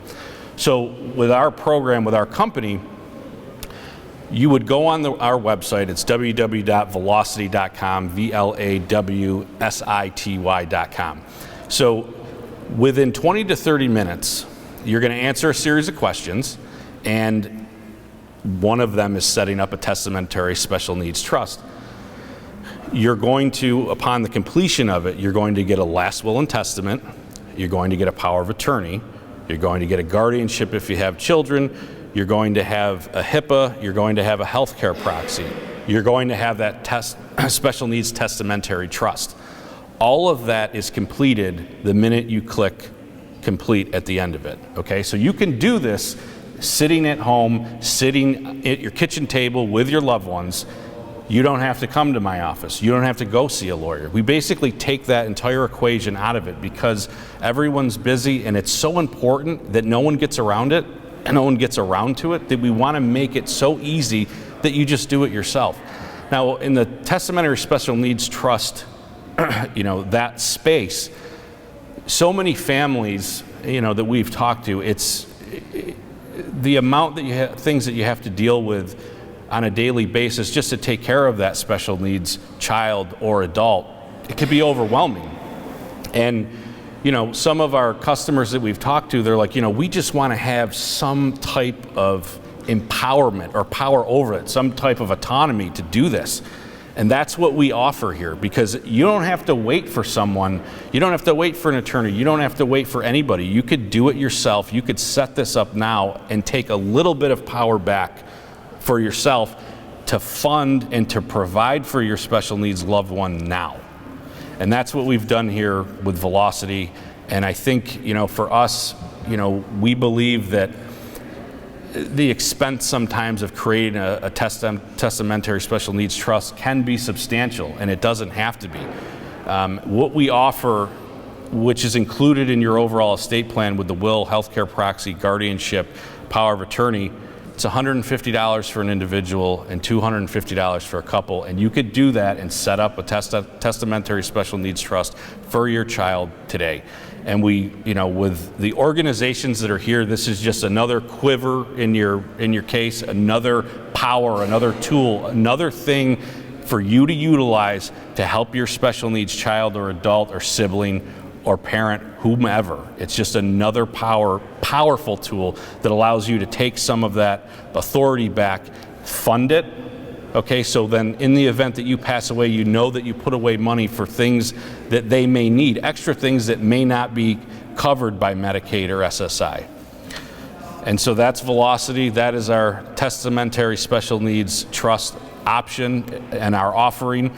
And again, it's also, even if you're a parent that needs a will, and it's really good for a parent or an adult that doesn't have one that can do it affordably and then take care of your special needs child or adult doing it. So I want to thank everybody for your time today. I'm truly amazed at what I saw here today. I really, Kathy, what you put together here is amazing. Sheriff, everyone here owe a huge debt of gratitude. I'm amazed at what I've seen, and the resources that we have for special needs is truly an unbelievable thing, and I'm happy to be just a small, minor part of that. So thank you very much, and have a wonderful day, everybody. Thank you. And I do want to give a special shout out right now to New York State Senator Joe Griffo. He's always, come on.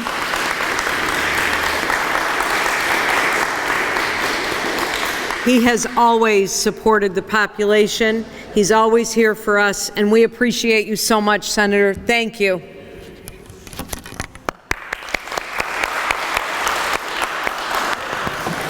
I'm going to turn this over to Matt now for questions. Next question is, when do you start the guardianship process? When do you start the guardianship process? Okay. You can start 6 months before the age of 18. The reason I say that, we can file the petition for guardianship within the month of their 18th birthday, but anytime sooner than that, you're technically still the guardian because you're the parent. So 6 months is usually a nice time frame, depending on the ability for that second physician evaluation. Madison Cortland ARC has an Article 16 clinic that they have practitioners that specifically do the assessment, as well as an agency in Syracuse, Horizon, as it's the same thing as an Article 16 clinic, and they do the assessment, and they usually take 6 months to process that referral to then get the appointment. And no offense to CHBS or Community Behavioral Health Services here in Utica, they refuse to do the affidavit. For whatever reason, the psychologists or the psychiatrists will not complete it, but I do have a private physician that I do work with. He's interesting, but he does the assessment. He does a very, very good and thorough assessment, as long as I provide him with all the necessary information. But 6 months beforehand is the ideal. You should hold on to that, because the next one applies to you too. Oh, okay. What does it look like after 18 years old? What's that process look like when they're past 18? Oh, same. There's no difference. I've done guardianships for people that have been in their 80s. So it's very important to get the word out to families. Just because you have a family member who's developmentally or intellectually disabled does not make you the guardian or the consent giver. That's very old school. Even my mom still thinks that of me. It's not, because I could be on the spectrum too. Does not mean you're the guardian and you can sign for that person. You have to have that legal document that says that. So it does not matter the age after that. I'll give you a perfect example of that. Is my wife's uncle is on the spectrum. He's in his 60s, living with my mother-in-law. He recently had some kidney issues where he had stones and ended up needing shunts and stuff. My mother-in-law took him to Crouse Hospital, where we then discovered there was no actual official guardianship for him after he had come out of a group home setting and gone to live with my mother-in-law. It was just an old school assumption in the late 80s, early 90s that she was then to guardian him for the rest of his natural life, right? Well, he doesn't need hospitalization or anything like that outside of his primary care practitioner, who just by gentleman's agreement allowed my mother-in-law to take him there and take care of him. But when this became a serious medical issue where he required surgical intervention and specialists, the hospital stood there and said, well, technically no one is his guardian, so the state is. And they sat there, and my wife had to actually file the emergency paperwork and handle as my wife is now his guardian because my mother-in-law is at an advanced age. So I've seen this happen with a coworker of mine whose son is now 19 years old, but they took him to Boston for a surgery to extend his actual spinal nerves, etc., because he was tethered. They got to Boston and they actually put all of his surgical procedures on pause because he had turned 19 years old. And mom and dad didn't really think that that was a big deal because they're mom and dad. Well, mom and dad walked into a hospital system, a major medical center, and they all looked at them and said, well, we can't take care of him as if you were his guardian because he's now an adult. So although nonverbal and obviously not capable of taking care of himself, it was one of those unfortunate circumstances where it delayed a major medical procedure that he required in order to, so it happens to all walks of life. And I happen to just have a close reach to 2 instances just in the last 6 months where this type of thing applied, and what little bit of information and access to information I had, I was able to give advice to my friends and then family to be able to provide. And they do not become a ward of the state when they're over the age of 18. So a ward is, even though in the court language, it's a ward, but they're not, if there's no guardianship, they're not automatically, the state then comes in and makes decisions for them. That's not the case. So if they're in a certified setting, there's something that the state does provide. It's called surrogate decision making. It is a committee made up of volunteers, parents, physicians, as well as attorneys that will then get a referral from an agency for an individual, whatever the surgical procedure, including end-of-life decision making.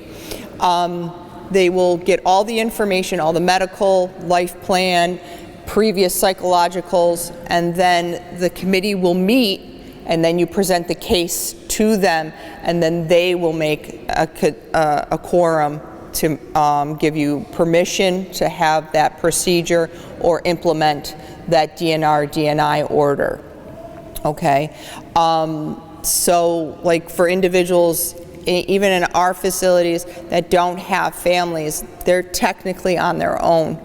And we do support them and we do try to assist them, but the guardianship, whatever that picture is for that individual is necessary to put in place, whether it's a power of attorney or even supported decision making does fly when you do go into a certified setting. So that's not like it's only for community-based individuals. If they're in a certified setting, supported decision making can still be applied to them as well.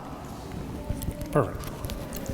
The next one, because we covered like 3 of them with that. Sorry. No, that's actually a good thing. I was reading ahead a few questions. When do I start funeral planning? Who gets to answer that one? When do I start funeral planning? I think that would be a good question. I mean, that's any time, really, right? Do you want to come up, sir? What was the question? When do you start funeral planning? The IBT, sure. Like irrevocable burial? Sure. Yeah. So, You got to talk into my hand. okay. Sure, didn't expect this. You want me to do it? No. At any point in time is a good time to plan funeral services, especially you don't want to wait till the last moment when there's emotion in the decision making. So really, when you can do it ahead of time, you have a clear mind and you make better decisions that way. Thank you. Okay? Perfect. And you are, sir? Patrick McGrath, funeral director. Okay. Thank you. Add something to that. Yeah. The one thing that you can do, anyone who is under SSI benefits, you can use their SSI benefits to pay towards an IBT, an irrevocable burial account. And it has to be irrevocable so that Social Security and Medicaid do not see that as an asset. Meaning, you can't go to Patrick and say, I need to cash this out because I lost my job and I want to spend some money. No, that money is earmarked solely for burial. That's it. It's the only thing you can use it for. But you can use their Social Security benefits, so if they're creeping up to $2,000, you can take a portion of that and put it towards that until it's paid off, and then it earns interest. And like I've done for my individuals, I annually or semi-annually go over their contracts to make sure everything is covered, because you can add things to it, let's say flowers or mass cards or things of that nature, or a tombstone, because sometimes you forget to buy the plot, to buy the tombstone, have it engraved. Those are the kind of things that you want to make sure. But McGrath is perfect for that because they walk you through the entire process with that. So. Perfect. Which one, do you want to jump to this one or down? We can go down. We don't need to do Okay. When will more opportunities become available for individuals that require assistance in the community to volunteer and work? Volunteering. Well, some agencies, I can speak on the ARC's behalf, we have something called Day Have Without Walls, or the WOW program, which is volunteer community-based activities.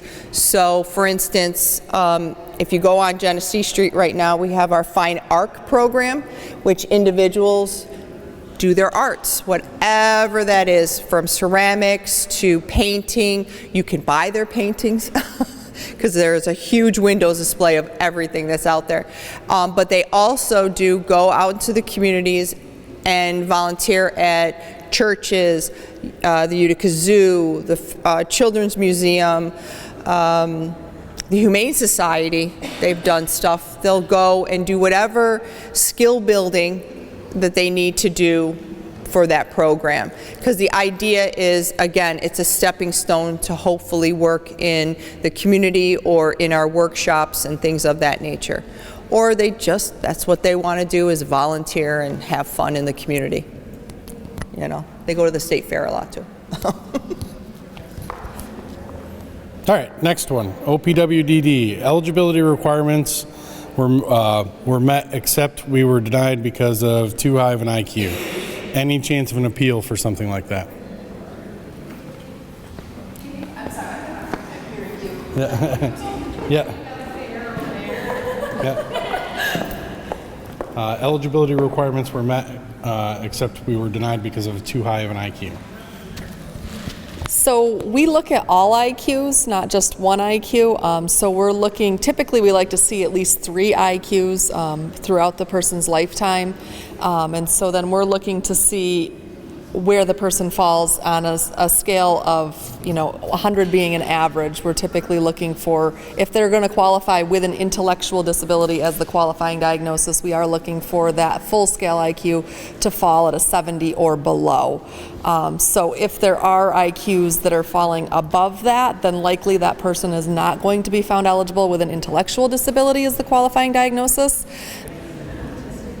Yes, so if someone has an IQ of 100 even, or even greater than that, but they have a different qualifying diagnosis such as autism spectrum disorder, and they have accompanying adaptive deficits that are attributable to that autism, then absolutely they can be found eligible for OPWDD services. You do not have to have an IQ of below 70 to be found eligible for OPWDD services if you have a different qualifying diagnosis such as autism. What a great question. That is a great question. With this, they're asking, he was already denied, or the person was already denied.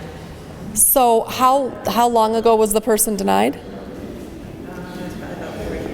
4 years ago. So unfortunately, the time frame to appeal that determination ends. Yes, that's passed, but that does not mean that you cannot reapply. So if you have new documentation that speaks to the person's disability as well as their adaptive functioning, absolutely you can reach out to the front door who can get you started with the eligibility process again, and you can reapply for services. We will look for updated testing and things of that nature though.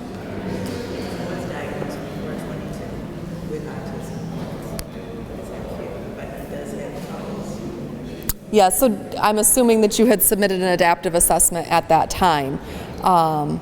And so we would still be looking at the adaptive functioning prior to the age of 22, because that's really where we're focusing to determine if there's a developmental disability. But if you have updated adaptive testing, we can absolutely take a look at that and make a new determination. Of course. Perfect, thank you. That's it for the questions. Did we lose Kathy? Any other last minute questions? Okay. We'll let our MC come back up and then we'll be good to go. Questions are good. Okay. What a day, full of information, full of compassion, full of education, full of expertise. I can't thank Sheriff Mashel and our whole panel enough. Thank you for giving your time, your talent, your treasure, the speakers that came from their jobs. Thank you, New York State. Thank you so much for sending 3 different offices. The County Health Department was here. ICANN was here. RCIL. We had funeral planners, end-of-life care, guardianship coordinators. It was an amazing, amazing day. Can I have all the committee come and stand behind me? Parents, you don't have to do this alone. You don't have to walk this road by yourself. There are people in your community that really care. There are agencies that are committed. I know you might get hurt along the way a little bit, we all do, but pick yourself up, dust it off, and keep going. Never, ever, ever give up. Special thank you to Mr. Steve Gagne and Heather Burrows for sharing their podcast, Finding Common Ground, with us. Thank you, Rockbox, for coming out here and filming this whole day. For parents that either were not able to attend or didn't know what they were missing out on, it's been an incredible day, and we all can't thank you enough. God bless, keep going, and never, ever give up.